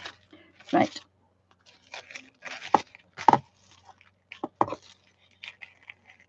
So there. Like that. And then that one should sit there. Right, so we're back now, so that's better. So I've got all the light yellows and all the orangey yellows. So I think we could have a bit of a meadow. We've got to be a bit careful. I just touched that with the green, but it's very light, very light. So moving across to this one, there's no more little windows. That looks quite light. Does that. So I think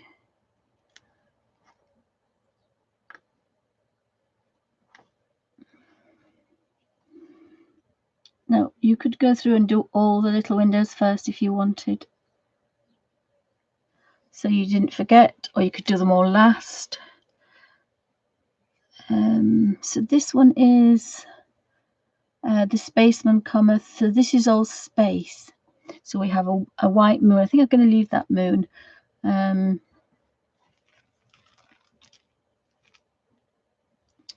Scarlet Lake is a little bit bright, but I think we can tone it down a bit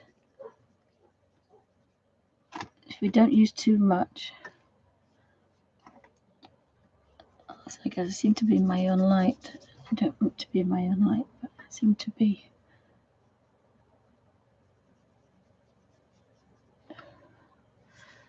Lift that one up, see if that makes it better.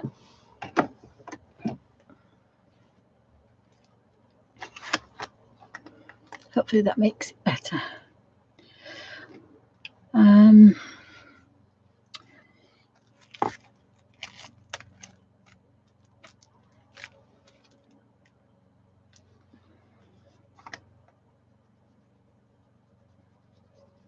Let it dry a little bit, you should be okay. So then we'll have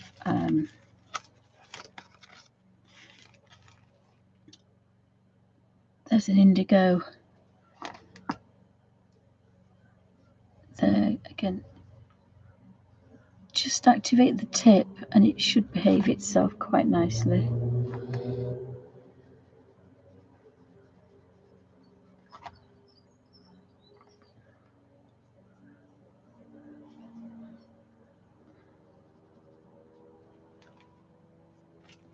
And just keep picking them off one by one. That's how I just puddle through. So we've got, oh, that's Red Dwarf. So I'm going to do that one red, I think. And then it's got a green tint. Oh, the colours are coming up.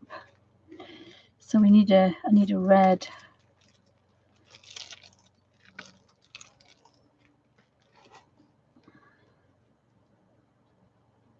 A vermilion.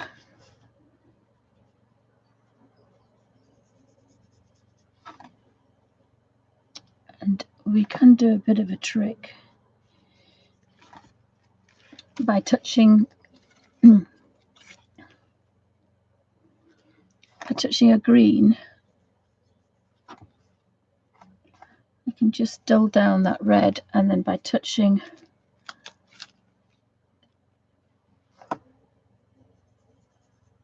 that red I can grunge down that one, and then we can have a bronze.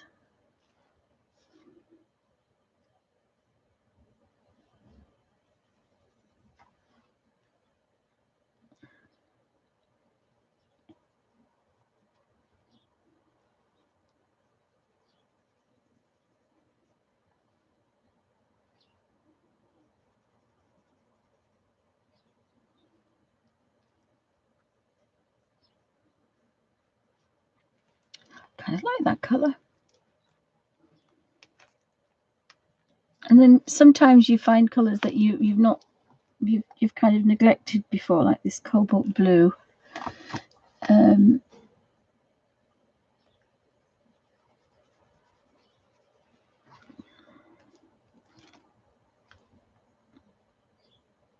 There's another indigo blue, that one. A moon with a view. Sliver room with a view.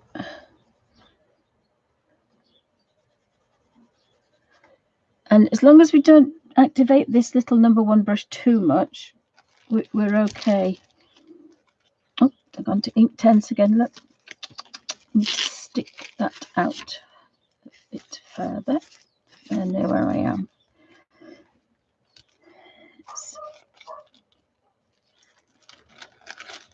So we've got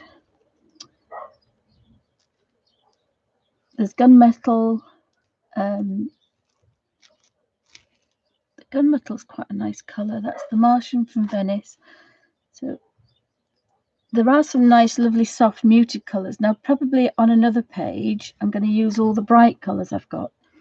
But that's why I do have to say I love the Derwent watercolour pencils, because they have such an array of colours without starting to kind of wanting to mix them at all. Got a bit of brown there, so I'm just going to go over that and over that. This staircase could be, it's not a wooden staircase, so it could be grey. Could just, I've just realised that's a bit of sky there because it's a plane, but never mind. It's got a bit of colour to it.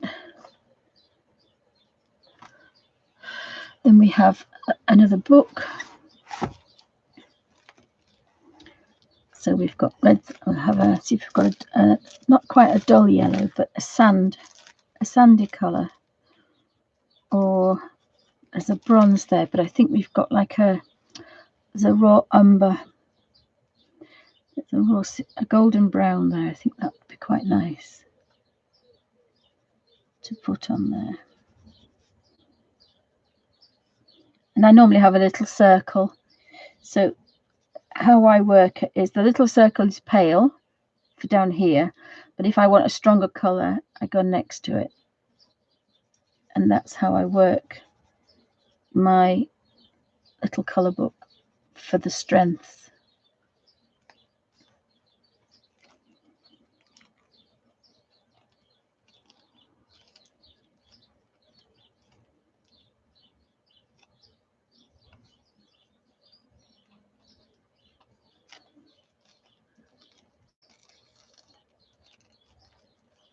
Oh, bye, Della. Have a wonderful afternoon. Enjoy your walk.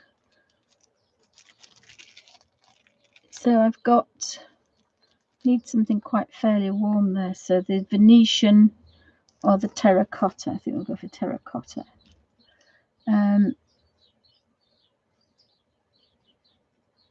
Again, I just think that we should have just gentle colouring. And then we need to go around the edge with the chocolate colour. We've got that horrible crease. So I'm going to have to turn the page over, guys. Sorry, I turn the page over because it's not it's not very nice, isn't that particular crease in there?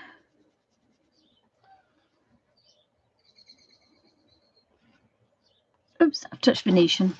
That was silly. I'm going to have to do a book.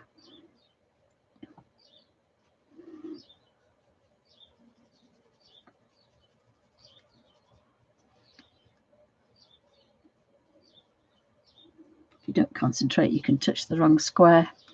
Go back to chocolate and just fill that one in there.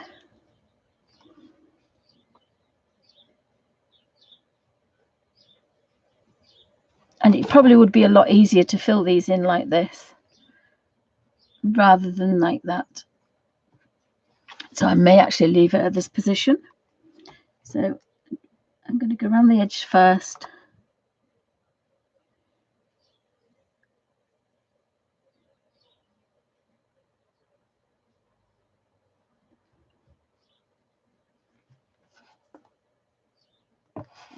Just going to go around the edges first.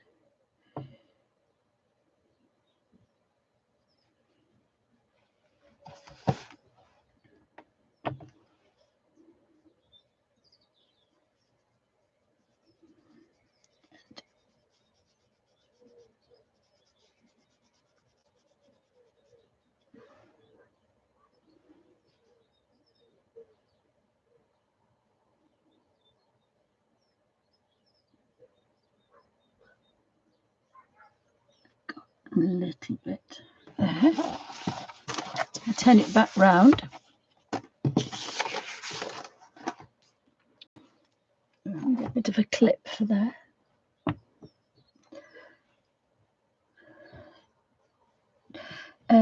there is a bit of a gunmetal and a smoke, so I've got 3 greys here. I've got silver grey, French grey, gunmetal, and blue grey, and I think they're quite nice. So I'm going to use the gunmetal for the smoke. I think because we just want to get rid of that stark white, but we don't want to go mad.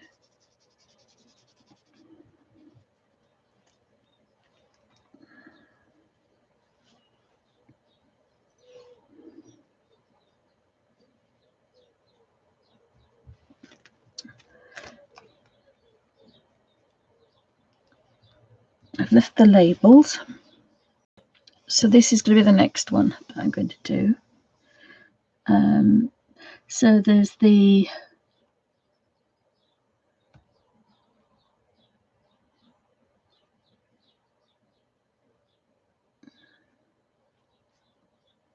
that should be brass perhaps.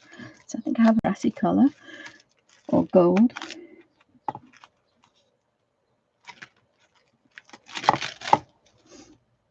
Clean the brush because I've been using quite a darker colour.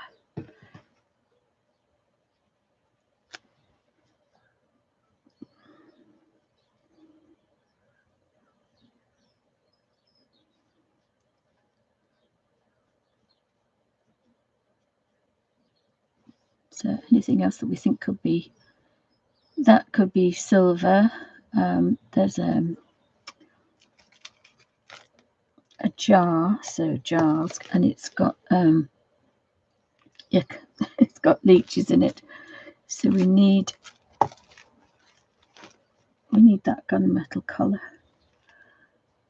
I think so. We'll use that for the hat and the pipe.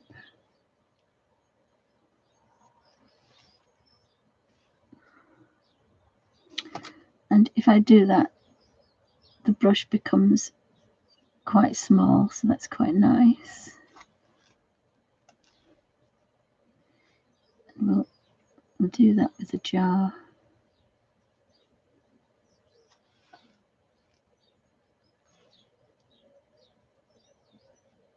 And quite a dark.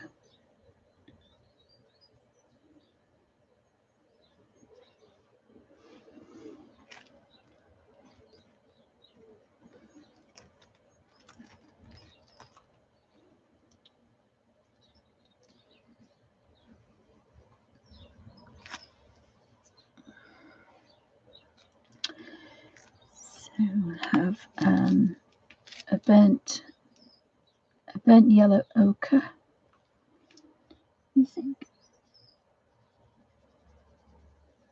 to warm that one up.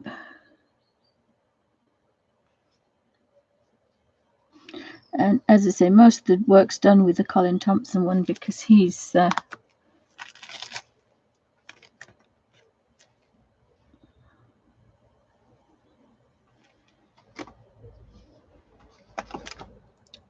this one is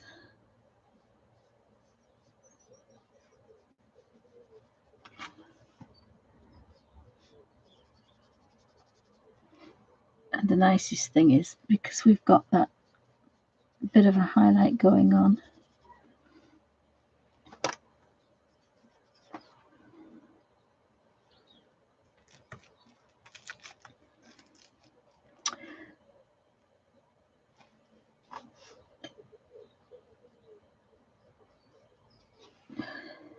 So you can decide if you want to do it full opaque colour or just water it down and let that go through.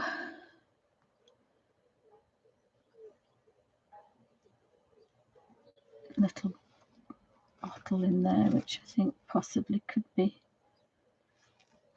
a darker one. And sometimes it doesn't take very much just to give it a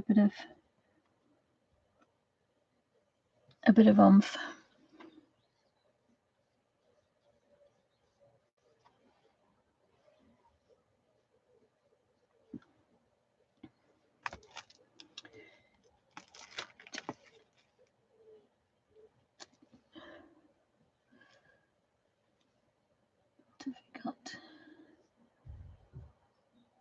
little flower there. I'm just going to go over that because it might just give it a bit of colour. And then cadmium deep number 6 for the windows.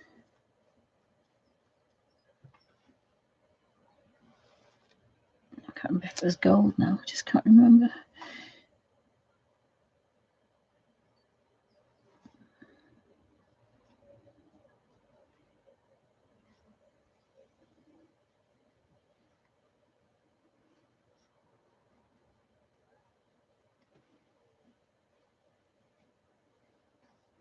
That could be kind of a brick red, so look at the brick reds.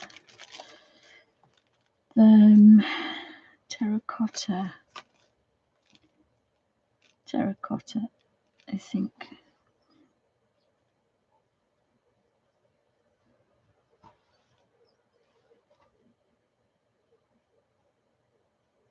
So I hope this isn't too boring, guys. Just sitting, touch and go system. It is very therapeutic, I have to say. Just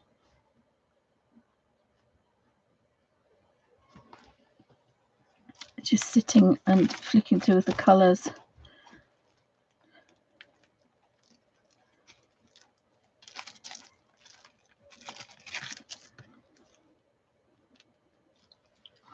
I think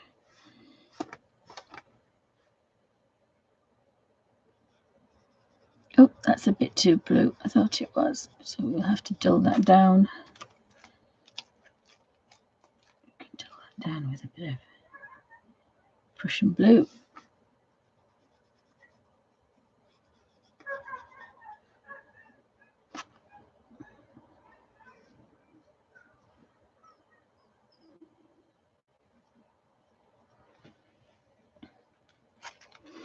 I don't think I seem to be doing any different than I did the first time round, which wasn't the idea at all.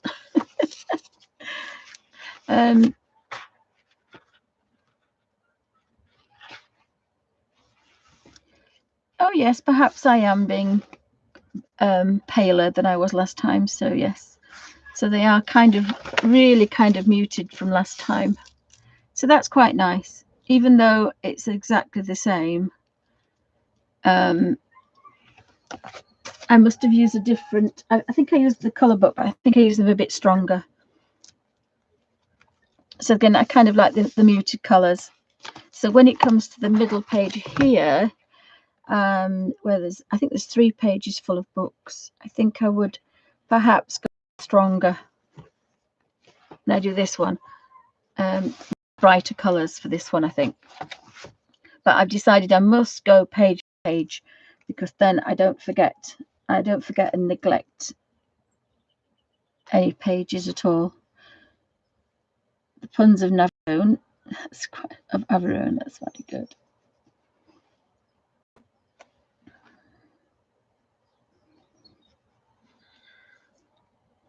And being a tight Yorkshire lass, using these really pale colours, you kind of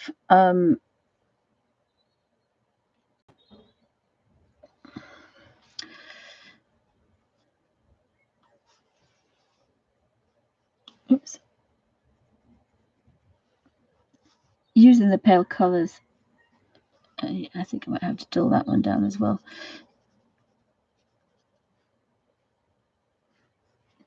You can your colours will last longer as well, so it's a twofold thing. So now I have kind of a darker one behind there, so I think I'm going to have the sap green, and it's quite dark, is that one?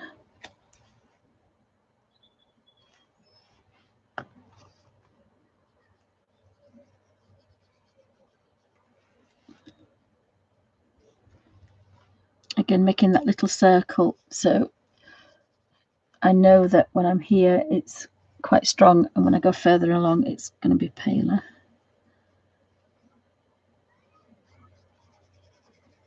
Which is going to help. And then we don't touch that at all, that it has to dry straight away, that one.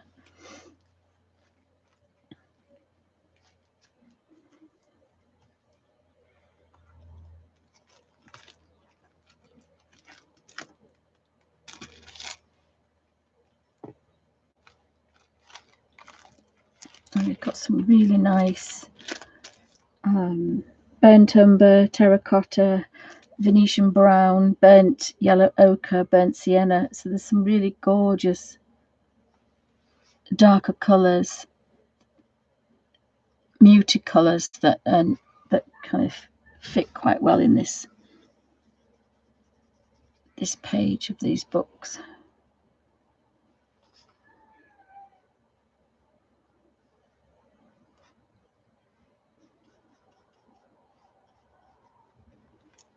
I don't know what that is. I can't work out what it is.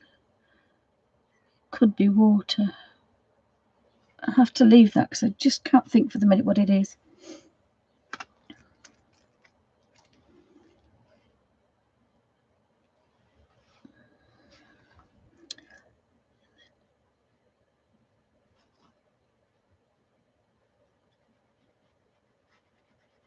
Use the brown again.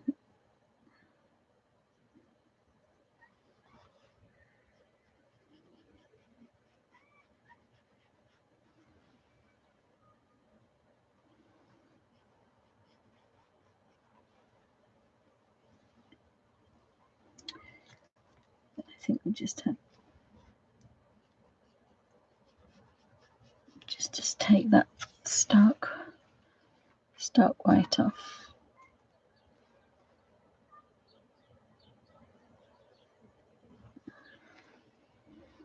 And then that's another one done.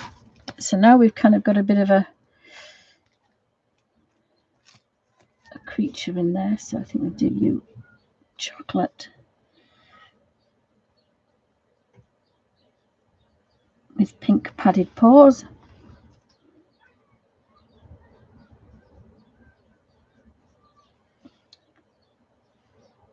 So I don't know if other people colour this one differently.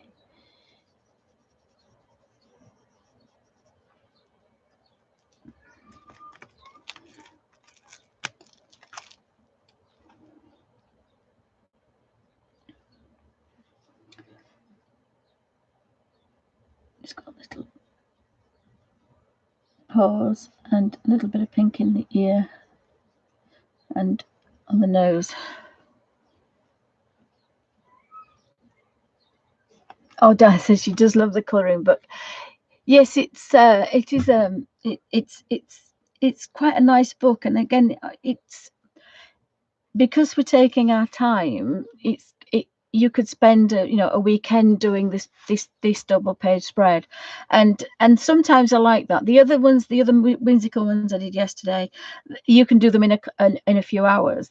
This one is like, you're going to get your teeth into this one. You're going to think about how your books would look. Oh, that's how I look at it. So we've got a little door here.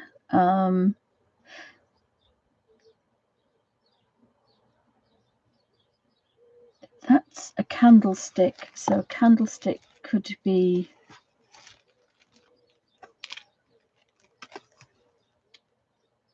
a bit bronzy, I think, probably.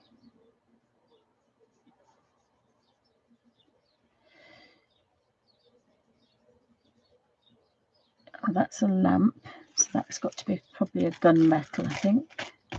Not thinking too much about it, but just having just a bit of thought. There's a book.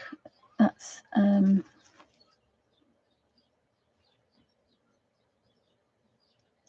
lamp.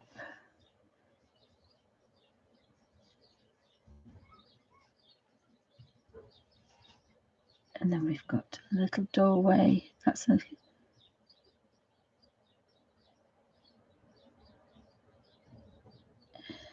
don't know what that is.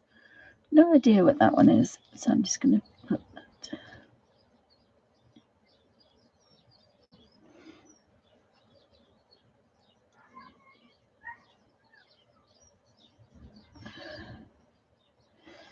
Make that one a bit stronger if you wanted to, and that one. Then we need, that's going to be quite a big colour, that one. and then it becomes a house. So that's more of a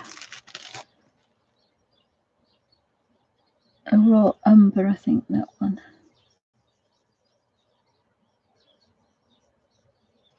And it can get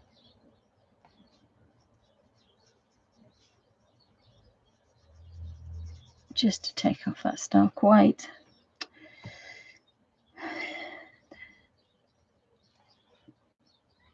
Copper Beech.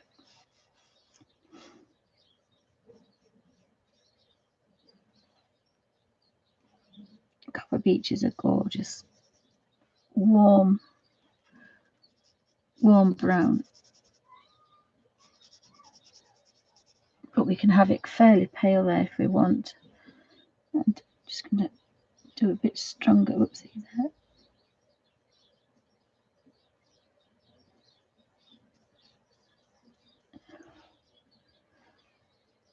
And because of that shading already done, that looks quite okay. Do need a bit of Venetian red for the chimney and the bricks.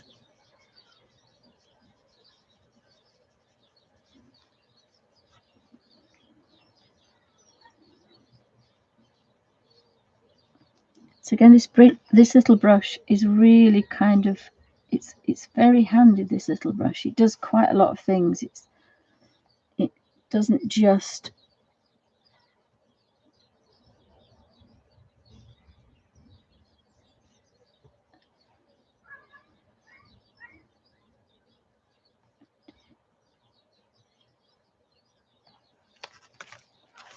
put a little green dot, I think.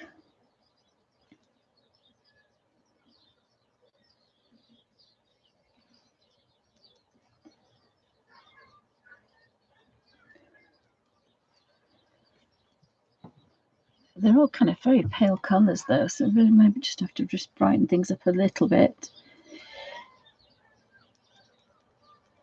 And there's a jade green, which isn't probably a normal colour we would put there, but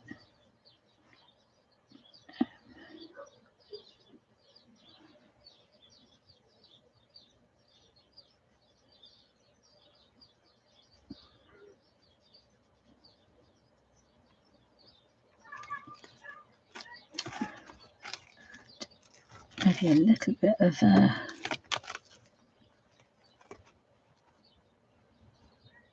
Prussian blue.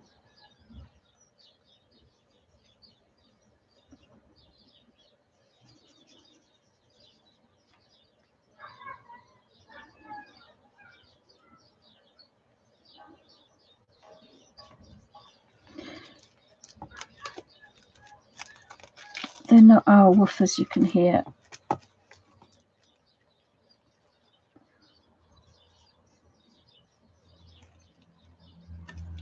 Some barking going on.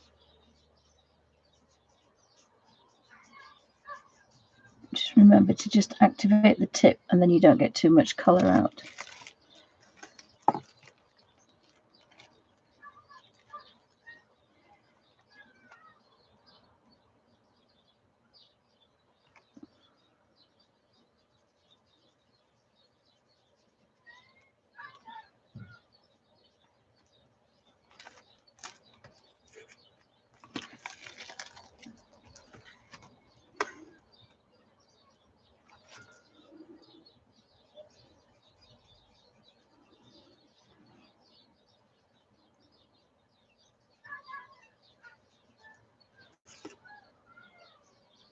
So I think that's another one that's finished. So go back to chocolate and just finish this.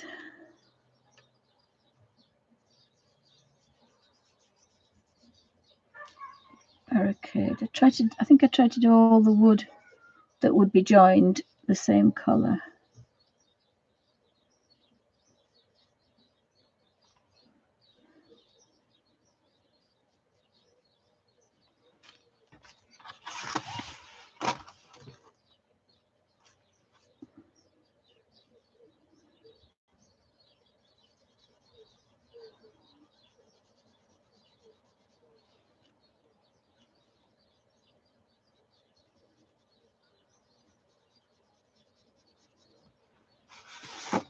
So we've done 4. So get in there.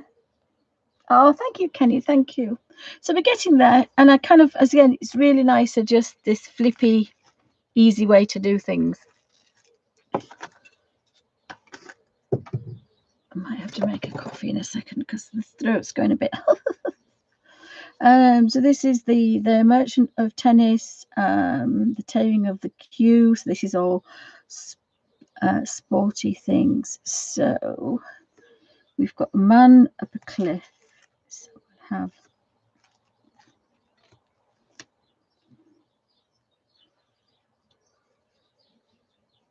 some grass.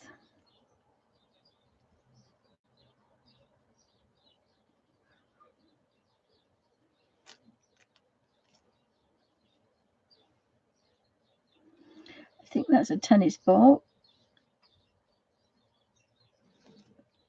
I'm not sure what that is. That's a bowling bag. That's a cliff, and so we need some more kind of.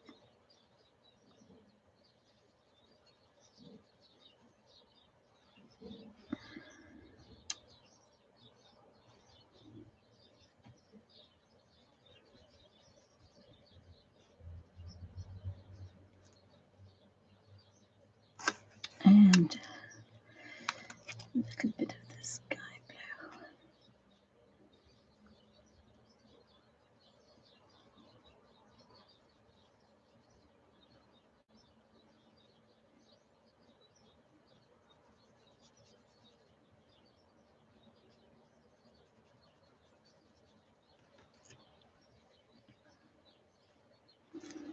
So make sure the brush is clean.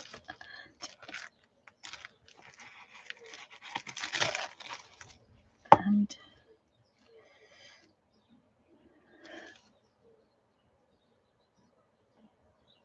these are very tiny little squares, but this little brush is just behaving itself quite well. Because that is a bit of a tiny space, is that? And I do have yellow, so I'm just going to go and find some more windows.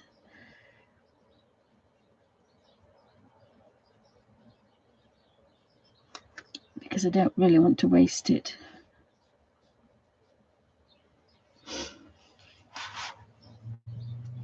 So back to colours again, so we can have a bit of carmine. It's a little bit bright, that, but not too bad.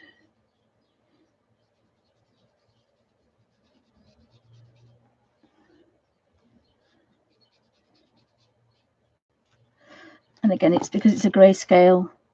It's very forgiving when you put a flat colour on it, because that's the nature of the grayscale.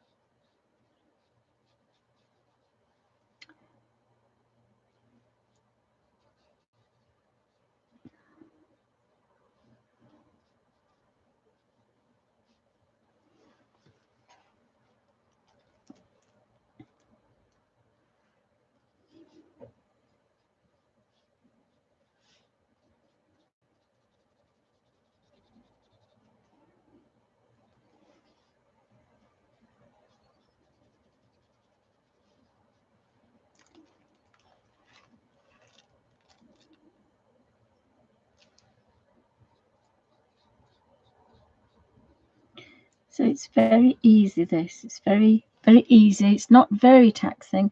I'm just thinking a little bit about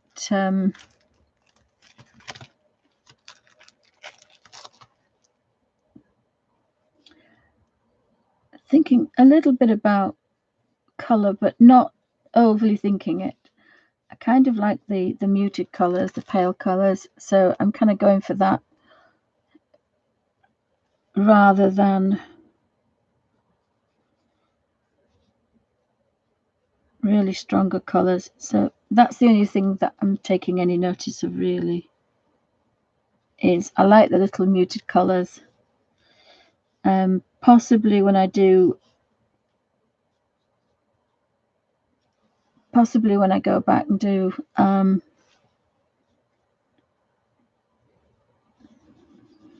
the other pages, I will think the books can be bright. But I'm quite enjoying just this gentle, very gentle colours, soft colours. Even the bright ones, I've dulled them down a bit. I just have to get a paper clip for that.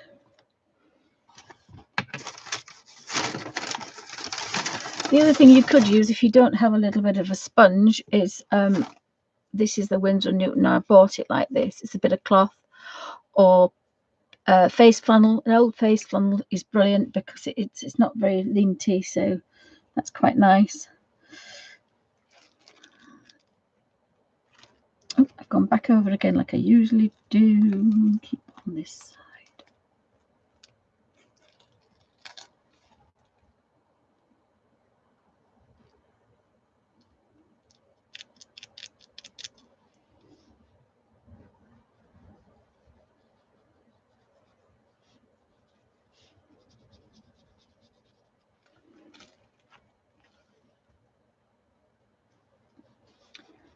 So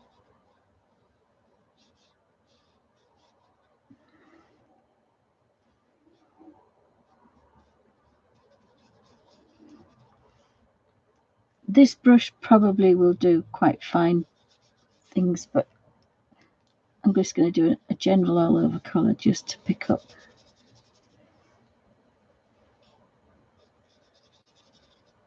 I say the grayscale's done all the hard work for me, so I don't feel that I need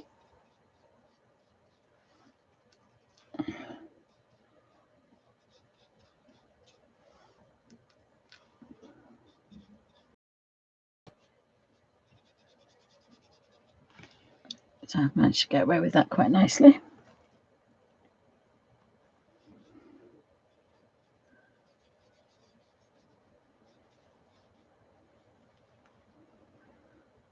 And got a bit of green, so just going to go over that just to give it a bit of pale.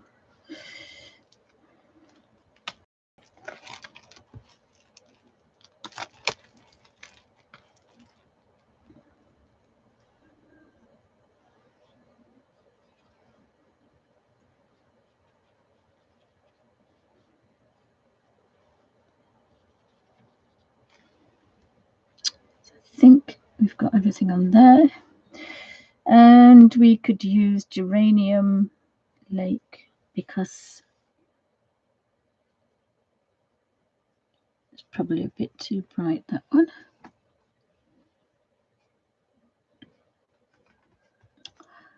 I'll need something else that's I'll go over the little apples again.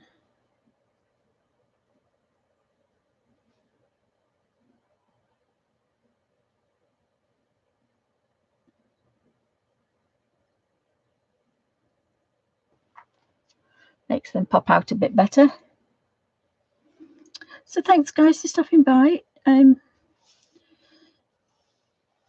It's a bit of a weird time, shall we say. So colouring, I think, is going to really come into its own.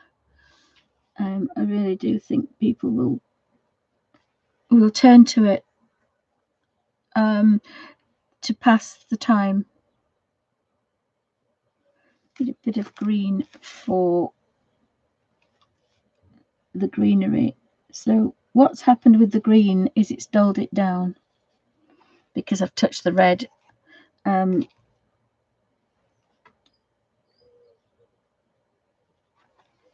think we might have little golden yellow flowers, I think.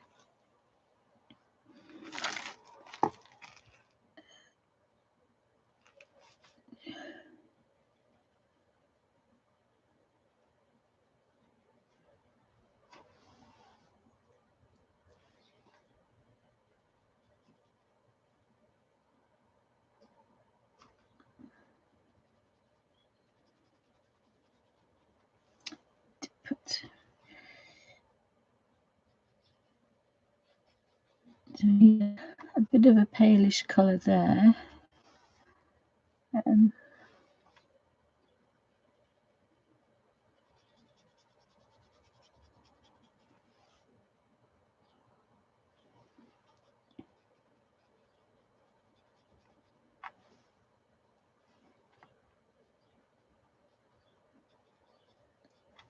And then that looks like a little thatched cottage, so we need a bit of kind of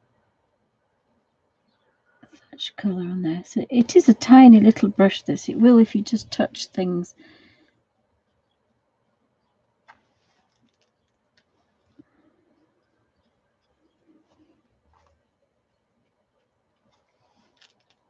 And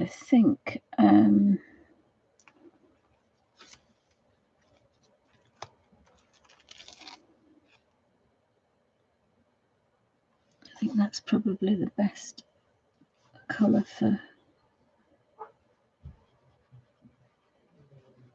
there.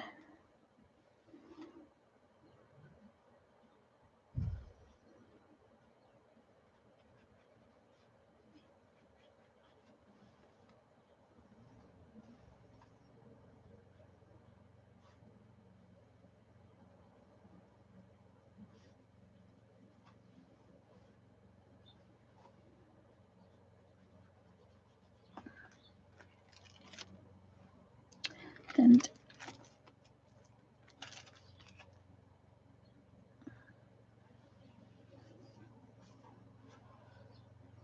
oh, that is back to the fuchsia, so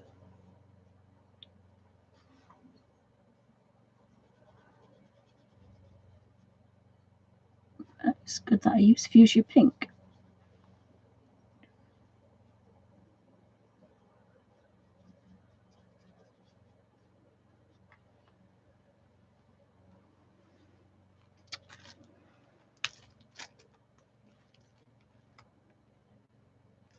I think there are certain greens that I'm probably not going to use because I just know they're going to be too much. So I'm staying away from emerald green, bright green, and I do like these kind of muted colours.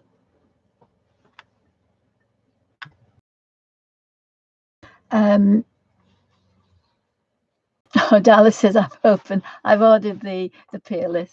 Yeah, they are a bit scrubby. They are a bit scrummy.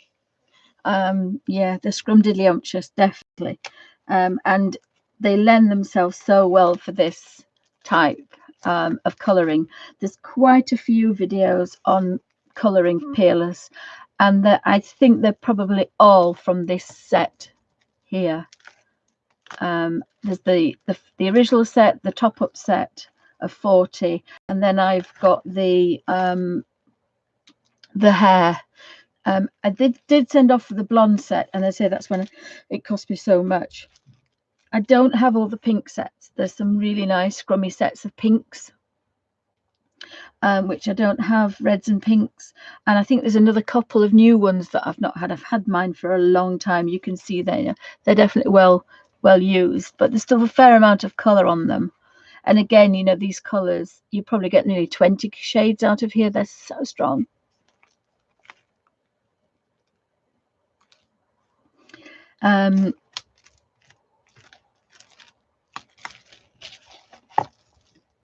So I'll finish this page, and then I might actually go on to making my little book, because it's such a nice little thing to have. And I think it probably, you can, if you don't want to give your children your expensive watercolor supplies, you can make them, give them a little book and a water brush. And again, I think the kids are going to want to be able to color and do things, and they're not going to want to do children's coloring in, they're going to want to do a bit more. So again, you could give them this little book, and they can, you know, you can make it for pennies. And they once you've bought the photo album, it really does lend itself. That's the how I originally made it, was photocopy paper folded in half, and then folded in half again, and instead of folding it long ways, so there's a photocopy paper piece. So there's two, and then there's a lot of ways to do it, so I might show you how to do that later if you want, if you would like. If I stop the video, make a coffee, and then come back again, I'll show how that does, because it is a really nice way to colour. And if you do have the Neos, you might not want to give the children. I originally did it because I didn't want to take the Neo Colour 2s, because I dropped things and I didn't want to drop them. And I also didn't, if you don't want to give your children all your, you know, lovely Derwent pencils and things, you can still get the colour. So again, that's why I did that. So let me have a look.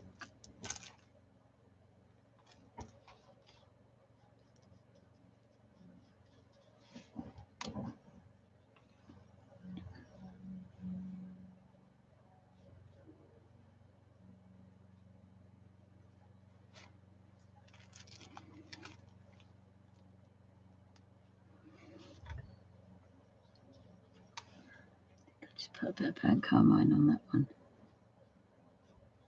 And because I'm not using it very strong, it's coming out more purple than it is a pink. Oh, that was good. It's called Rose. So yeah, that was good. And that was the spy who came in from the cold frame. I kind of like this, the whimsical thing. I think it's quite fun. Middle chrome, put middle chrome there.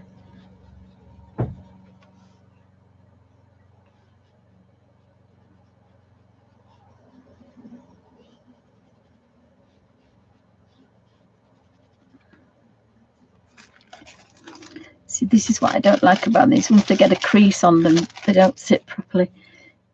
So you do kind of decide what you want to start with and then kind of stick with it, because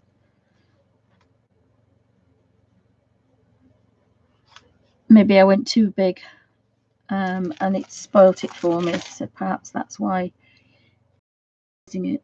Oops, that's a bit dark, but never mind. I can mend it.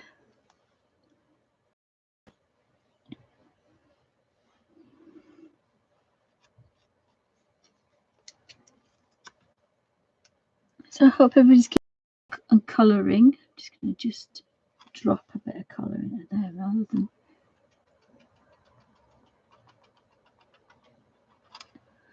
just drop a bit of colour, I think.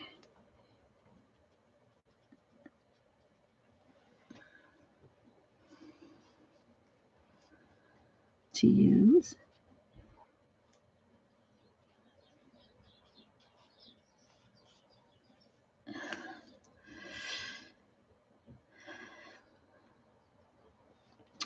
And go back to the chocolate.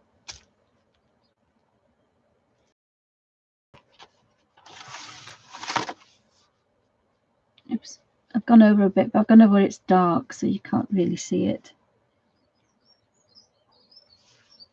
So if you start dark over here,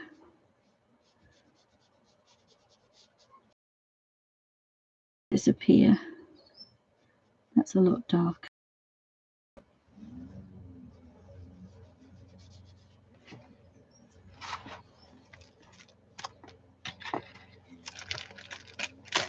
And that's a cold.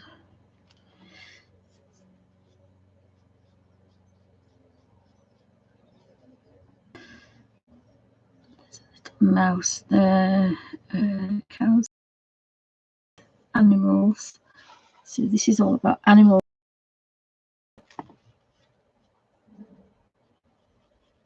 And that pink has been dulled down because I've got yellow on it.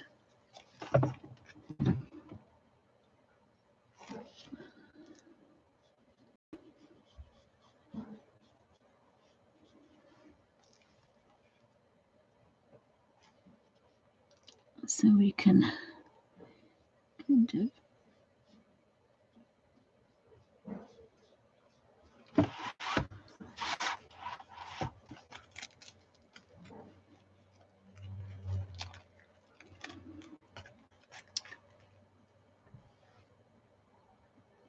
Have a bottle green there.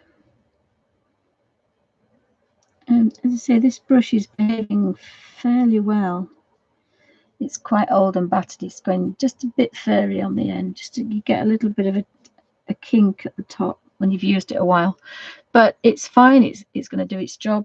It floats about in there and behaves itself. So I'm not going to be too harsh with it. Gentle stroking is the order of the day, because that's how I want to colour today. I feel that I just want to kind of just do this little bit of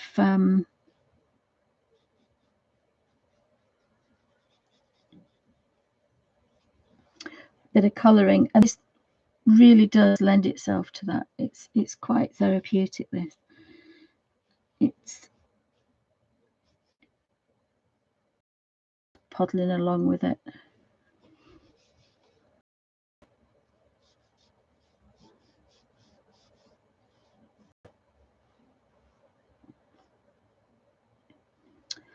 I think that's a bit of a creature, is that? But this page is quite nice. It's got burnt yellow ochre, burnt sienna, terracotta, Venetian red, chocolate, and burnt umber. So it's got some really nice deeper colours. And there's raw sienna, raw gold, raw umber, brown ochre, copper beech, and Van Dyke brown. So again, that's another one that's got some kind of really book colours. That's juniper green. Again, that is a bit of a book colour. I've not used it before, so I'm going to put that there. Juniper green is a tertiary green. It's not a bright green. It's not just pure yellow. Some nice olives on there. There's a water green and a jade and an emerald, so they're a little bit bright. I probably wouldn't use them. There's a sky blue. Probably not going to use that. I use different blue and use it paler. So different colours I've used differently, and then with different amount of water has kind of altered them again, kind of thing. So instead of just what we think we've got so many colour blues to work with, we haven't. We've got a lot more. Just do that top bit there. As I say, it's a colour. It's a grayscale, so it's all done for you.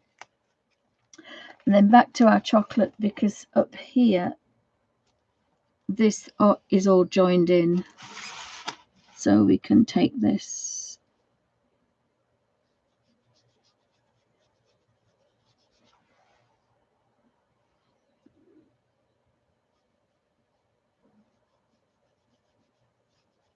and just manipulate that.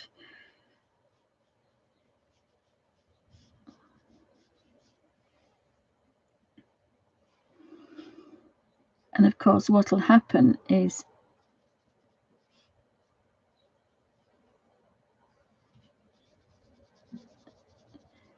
the chocolate brown on the page is going to disappear a lot more, because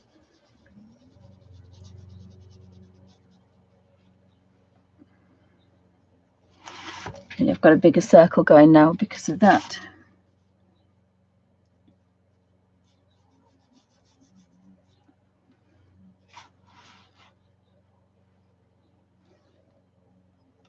And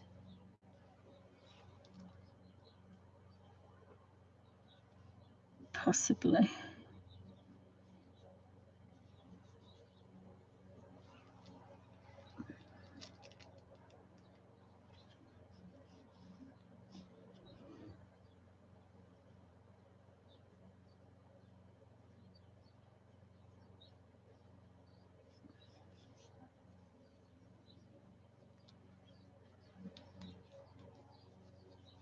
I think that's a bit of a donkey. And we need a grey for the walrus.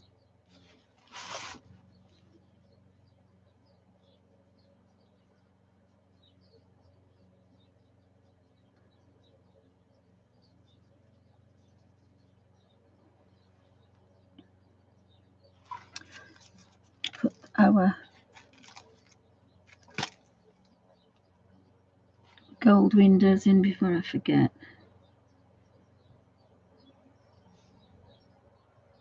If you turn it, you do get a nice point.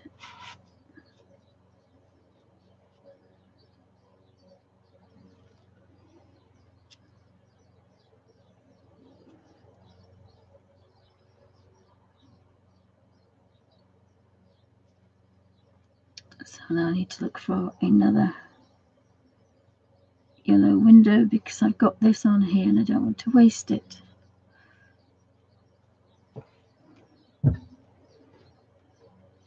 Oh, thank you, Pamela. Thank you. It's kind of very organic, which I like. I don't know if you can see the colours. I like the fact that nothing's too in your face and it matches. And I'm not kind of having to struggle mixing really strong colours. The only thing I probably would want to do is to put a paper clip on that, which is driving me nuts. Oh,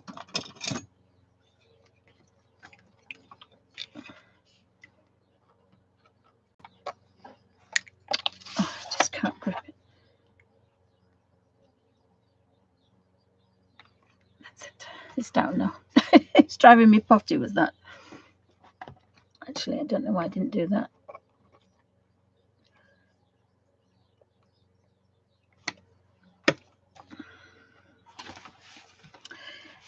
So yeah, it's a few hours just puttling along, picking things. Now I've used quite a lot of colours, quite a lot of times. And as I say, there's a lot of really gorgeous bright colours that I've not used, but I've done it thing. Oh, bye Kenny, have a lovely afternoon or morning, depending where you are on the planet. Keep safe and colour. That's my motto. Keep safe and colour. So I'm going to finish this page and then I'm going to have to go and have something to eat, and then I might, if I don't know who else is on, I don't know how people are plodded on anymore. I've not completely out of touch with the world. Apologies. I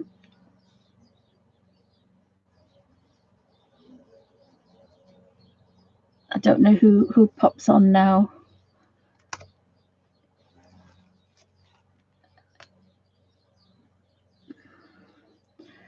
I've had a fairly trying few months, and I've been looking after Felicity, which, you know, as anybody will know, is a full-time job. And luckily I do have a lot of help, so I can't walk about with her because I'm frightened of dropping her. So I've been confined to my bedroom anyway. So actually for me nothing's changed. I had all my art stuff put upstairs in a bedroom so that I could stream again and do art while she was sat with me. All that's happened is I've just brought a couple of the electric cooking pots upstairs so that I can cook, which I wasn't doing before. So I'm actually doing more now than I was, because I can sit on the bed and just throw some vegetables in the pot, turn it on, and then half an hour later throw it in a dish and call it dinner. But I haven't been able to get into the lounge, into the kitchen to do that before. So I'm actually doing a bit more. And when I've done that and this, I've still got a bit of colour. It's just knocking off that stark white. And then we do have a cheeky little mouse there, who's a little creature. I'm going to dull him down because he's too yellow. I was going to leave him white. I think I might leave him white, actually. We've got a creature there which just needs a little bit of colour. That's a roof. We can just dull these over.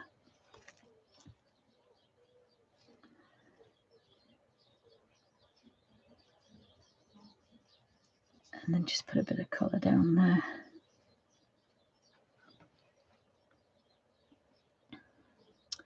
So the other thing I usually like to do is just grey. Just take that stark white out. So now we've got fast Volvo in Paris. Last Volvo in Paris. The Larder That Time Forgot. The Lady Chatterley's Rover. So that's all car parts. So again, we can do a lot with the greens.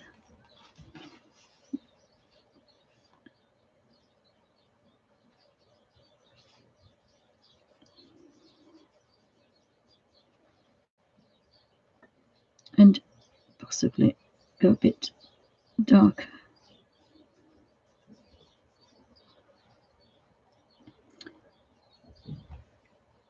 An olive colour for this one.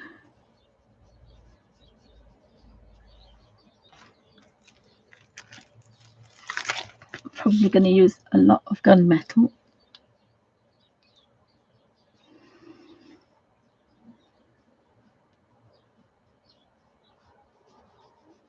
I don't think that was called gunmetal. It's called blue something or other. Gunmetal is that one. This is the blue one.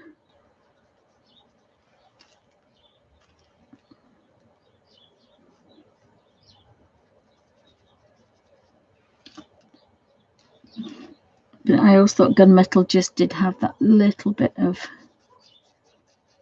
a blue tint.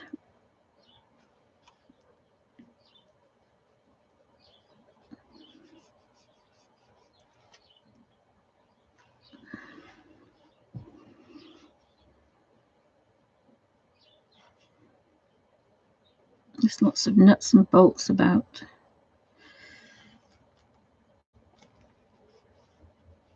And spanners.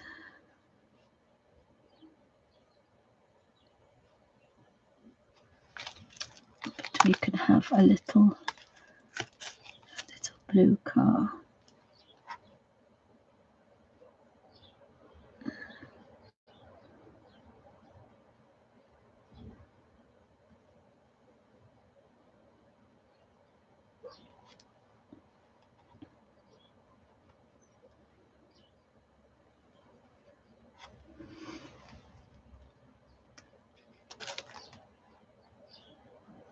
And a little green fan.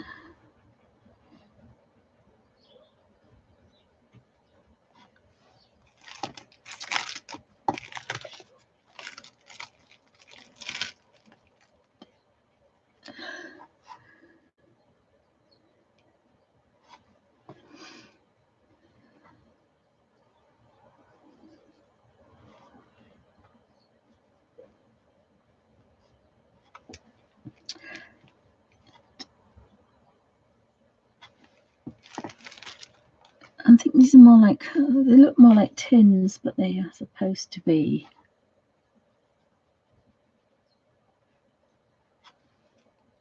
It's an opening book.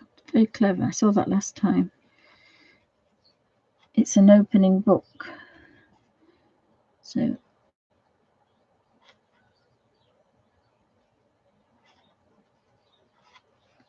that's an opening book.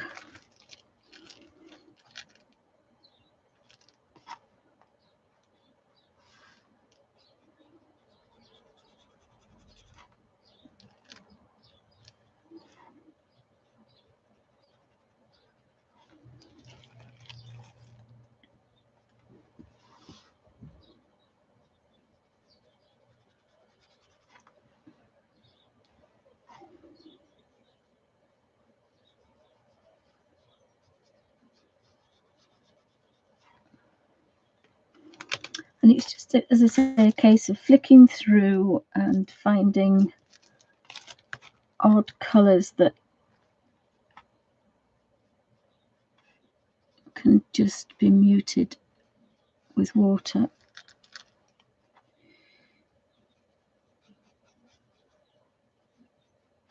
Instead of that kind of in your face colour kind of thing.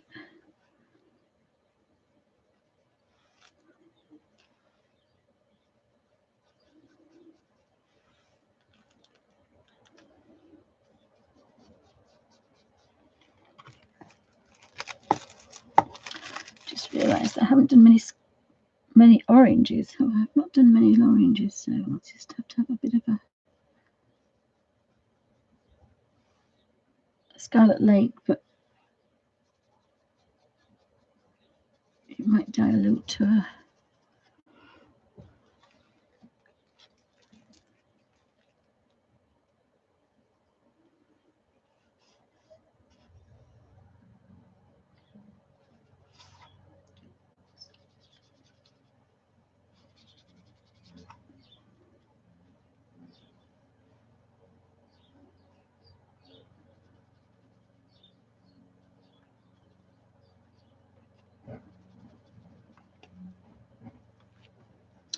and then we've got some browns for, just put that one down there. That's all.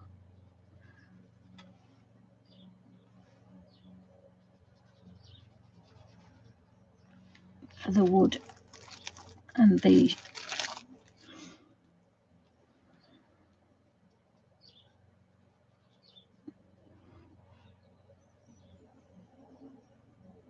again, we're just taking off that stark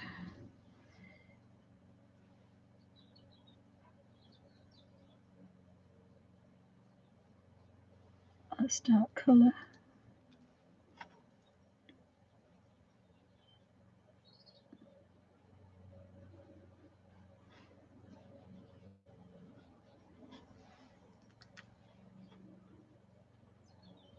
I think I got a lovely highlight on that one last time.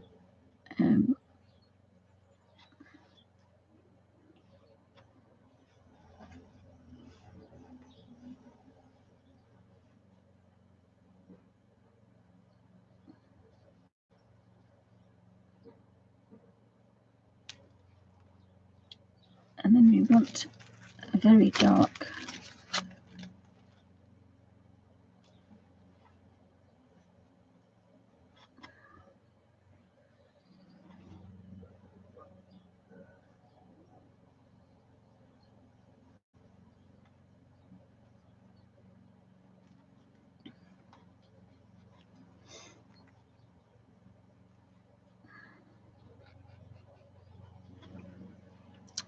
back to my chocolate brown for the frame.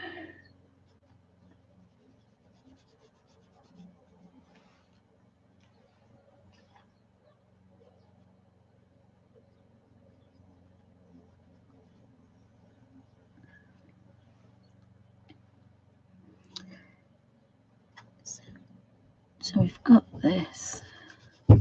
Just 2 seconds. How are you getting on? Oh,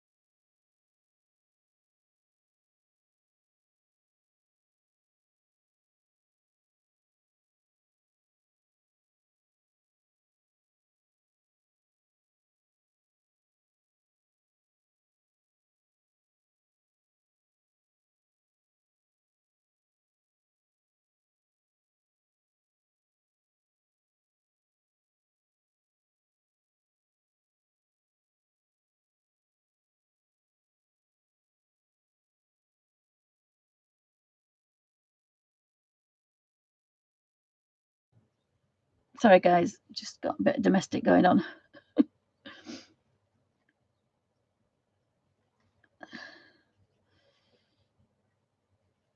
It must be difficult for younger people to take it in.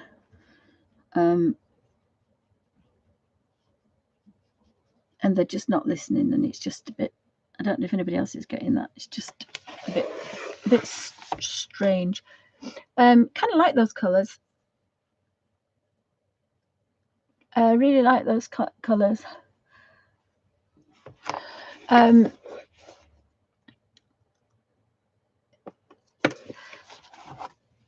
probably will do another page in brighter colours so you can see exactly what these pages will do. These, I think there's 12 pages, 12 sixes are 72, aren't they? So there's 12 pages of 6 colours.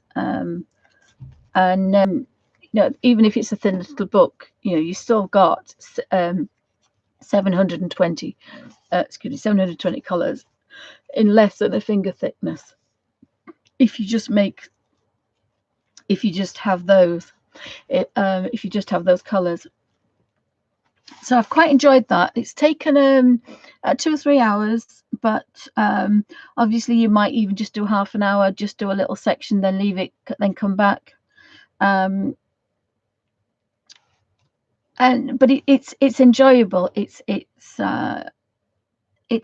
working slightly different to the others. Here I am thinking about colours because I don't want to put a bright turquoise in the middle of everything. I love these muted colours, and they're not muted as such, but they're not grungy. I think I just can't do anything with that elbow. I thought I'd broken it, but I haven't. It's the arthritis. The elbows have gone, and I can't. When I nip, it hurts my elbow, which is silly. Anyway, I think with something like this, I've got the idea of kind of being a bit grungy. So what I might do is work in a book with just my colours. I think that might be another thing. And then it encourages people to kind of play about with what they've got rather than go out and buy other things, if that makes sense. But I definitely like the idea of a bit of grunge going on here. So I'll see what I can do with these. The Graphy tint. The Graphy tint for the Derwents. Oh, I love my Graphy tint. I think there's a Joanna Basford, the clock page in Joanna Basford's Christmas colour book that shows the Graphy tint, and there's the just muted colours. There's port, juniper, aubergine, dark indigo, shadow, sea, steel blue is number 6. Number 7 is ocean blue, slate green, green grey, meadow, ivy, sage, chestnut, russet, cool brown, cocoa, autumn brown, storm. And this is where you do need that colour guide because they are nothing like what they look like. Warm grey, midnight black is number 20, mountain grey is 21, cloud grey 22, cool grey is 23, and white is 24. So there's 24 colours in that, and they are just scrumdiddlyumptious. But as I say, you do need the colour guide, and there's some gorgeous colours in there. Port is what I would call a pink red, and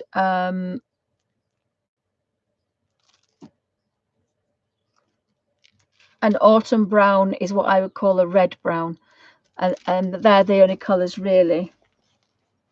Oh, you're welcome, Pamela. You're welcome, and thank you for stopping by, guys. Thank you. Hope I can do my little bit.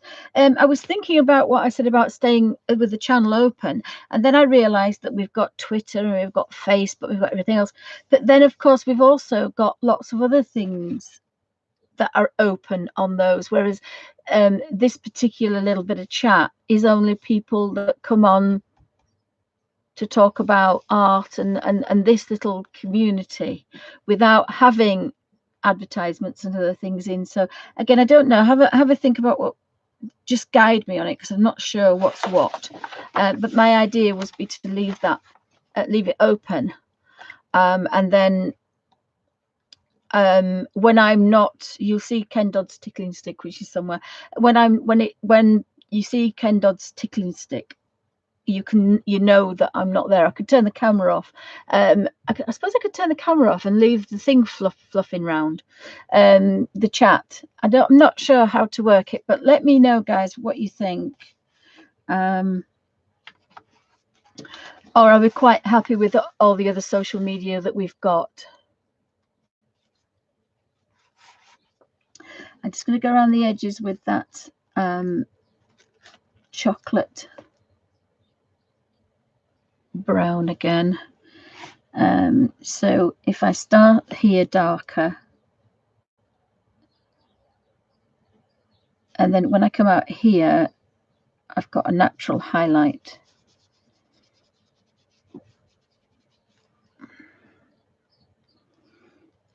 And then maybe start dark down here. I mean, you can do it a lot neater than I am, although I never not rush. I just do it normal pace.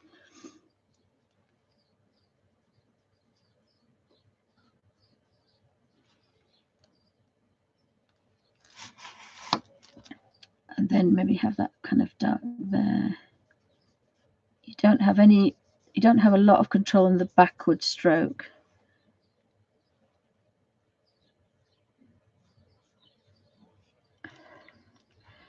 So I think that's all of that. So as I say, 2 or 3 hours to do a page is not too bad, I don't think.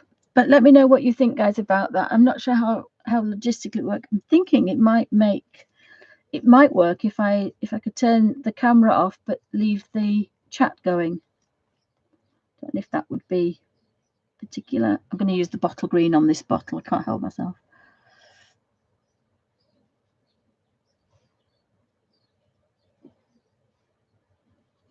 And then we've got another little bottle there.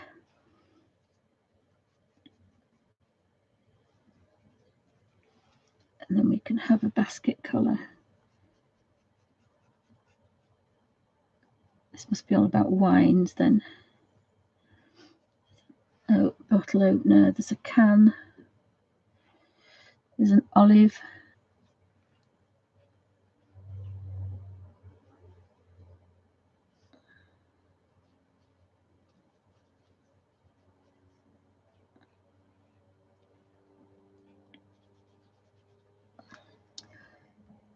So let's pick on a book. Do that one.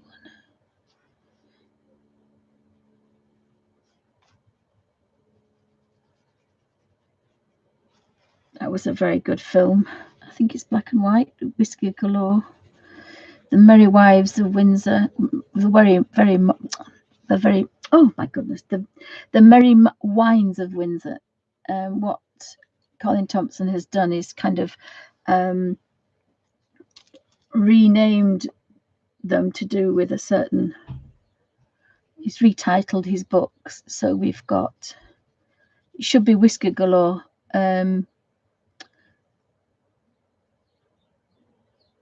Whiskey Colour rather than Whiskey Galore. Goodbye to all that. The Iceman Cometh.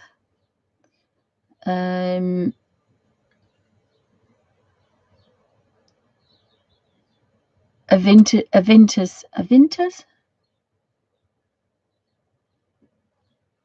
instead of A Winter's Tale. So it's all to do with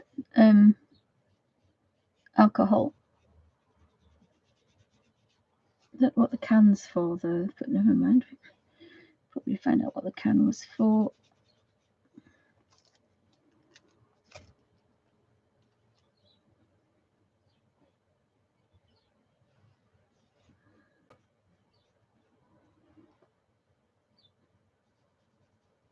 That's a bit bright, but I might be able to dull it down a bit, I think. Perhaps.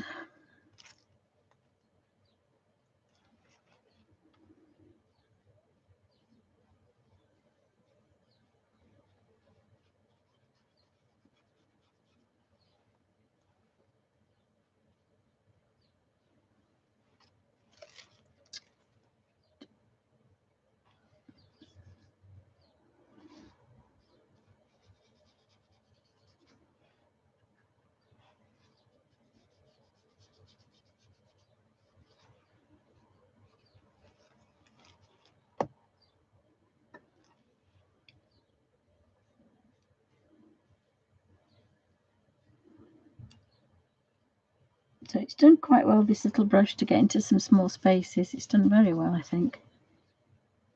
It's done very well.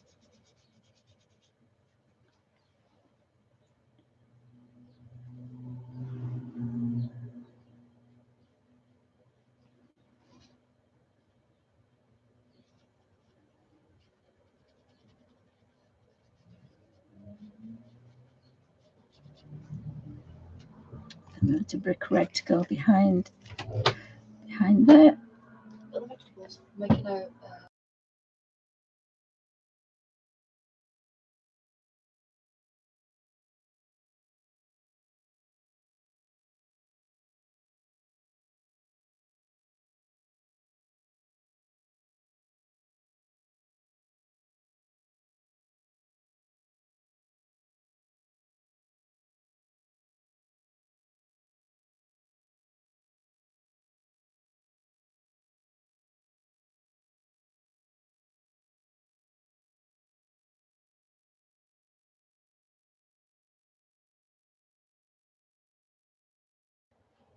Yeah, right, so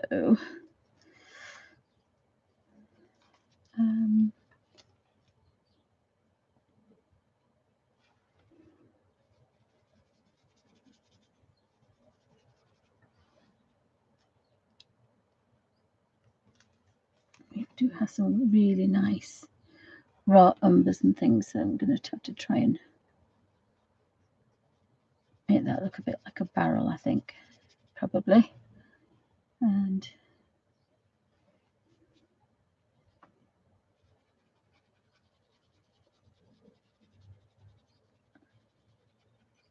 so it's very therapeutic, this, I have to say. It is really therapeutic working this way. I was probably getting a bit cross with myself with all the pencils and the rollabout and all that, so it was nice that I found my little box. Oops, my little book of tricks.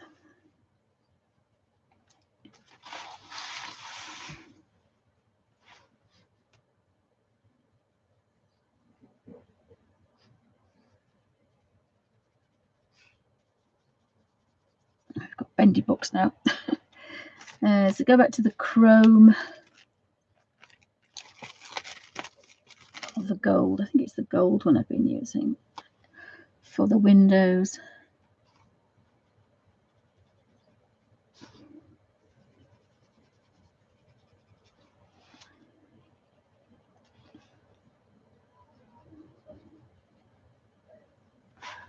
So I'm not sure how much this book is anymore. It was £10. I don't know if it's come down in price.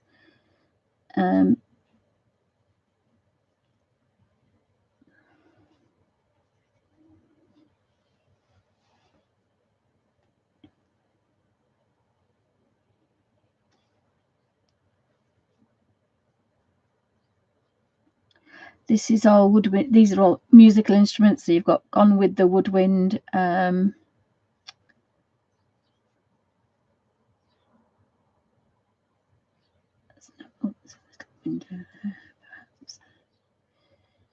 So it's all musical, is this?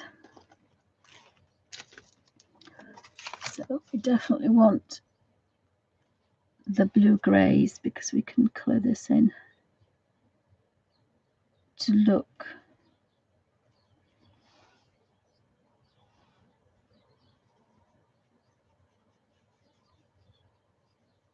that one is number 68. I think it's blue grey.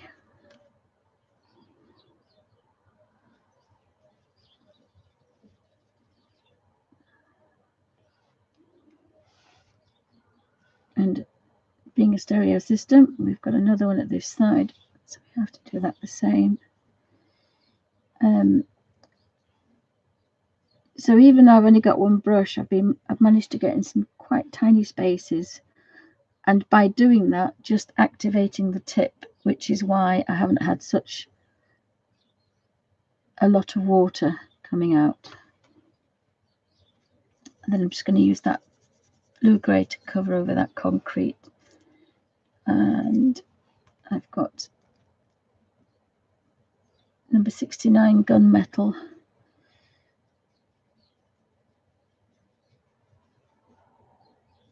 for the middle.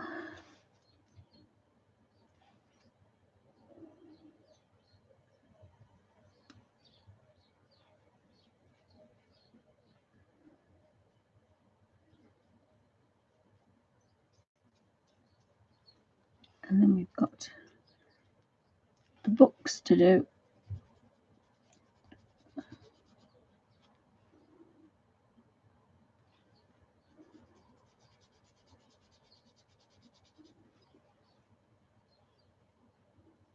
So I've been recording old films, and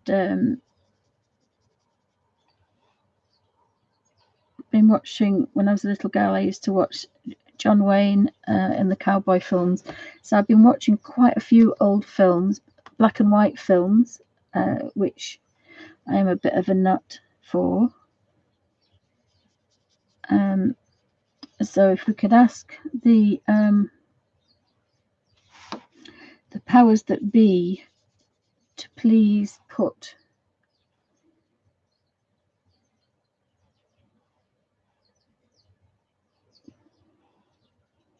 I've got quite a lot on there now, and I don't know what to do with it. Put it on that one. To please put some more old films on, that would be good. That would keep us all occupied.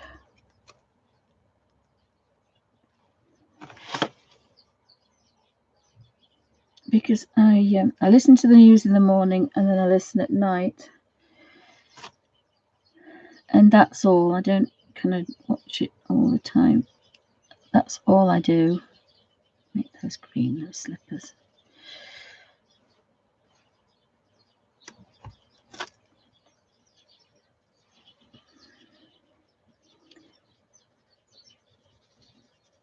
Right.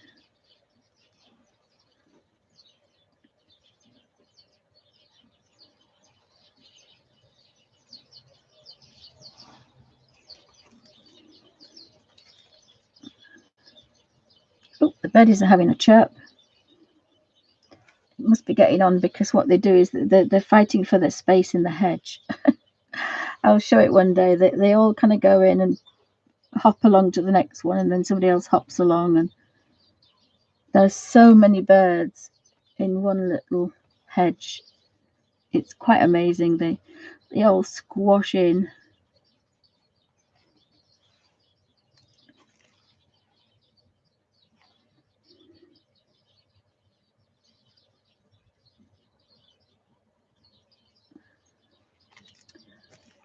I think we need a bit of a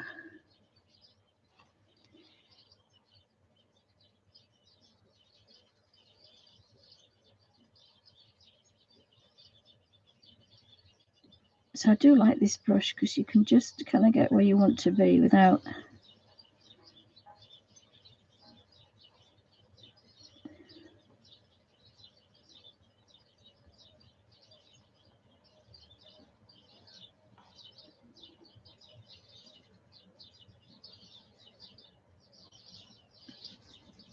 just take the starkness off that one.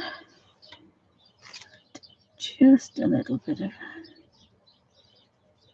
colour on that one.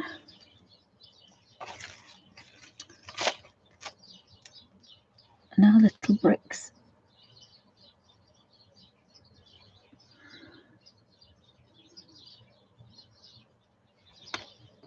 And now chocolate, because we forgot to do that one.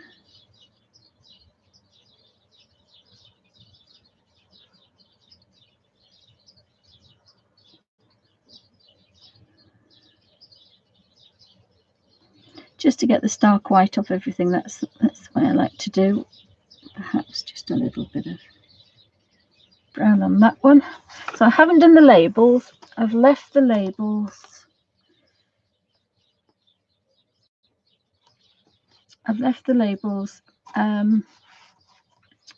Because I don't normally do labels.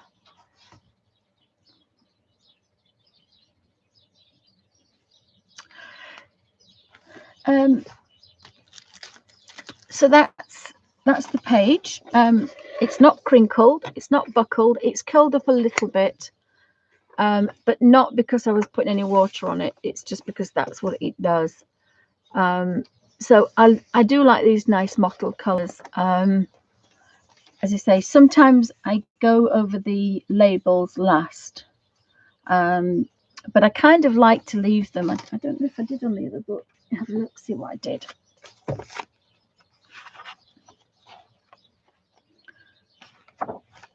No, I don't think I've done them on the other one either, so I haven't done them on the other. And I've missed a few bits and pieces off here, not quite finished.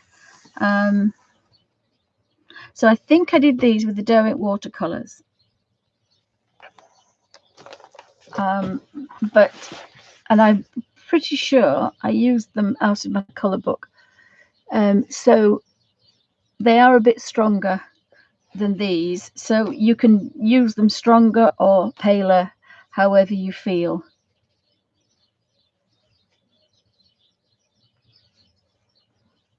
I like both pages, actually. I like both. I like the one I've just done, and I like the one that I did originally a couple of years ago. So there is a video with this page done.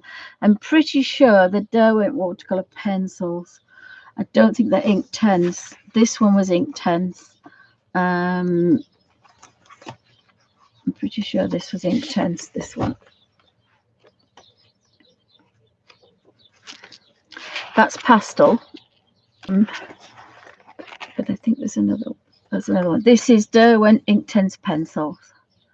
So I've actually done that one paler, even paler still. And I put some stickles on the Christmas tree, if you can see the stickles on the Christmas tree. So thanks guys for stopping by. Have a lovely afternoon. I think I'm going to see what I can do, see what time it is as well. But I think 3 hours is long enough for a video. So thanks for watching on YouTube. Have a lovely afternoon. If you've got any ideas about the colour book or anything you want to see, there are quite a lot of videos. I call it my little book of watercolors. So if you look on the description below when it says videos, and then it will say categories, if you look on there and scroll down to, you'll see in double, because if I've used it in the book, it's the Colin Thompson book with the watercolor, my little book of watercolors, or it's the little book of watercolors used in a Colin Thompson color book. So you can find it either way. Oh, you're welcome, guys. Have a lovely time wherever you are on the planet. Keep safe and keep coloring. And I'm going to have a little look at my little book as well, my little book of Bible journaling and my other books to do, and revamp my book. So thanks, guys. Keep safe and keep coloring.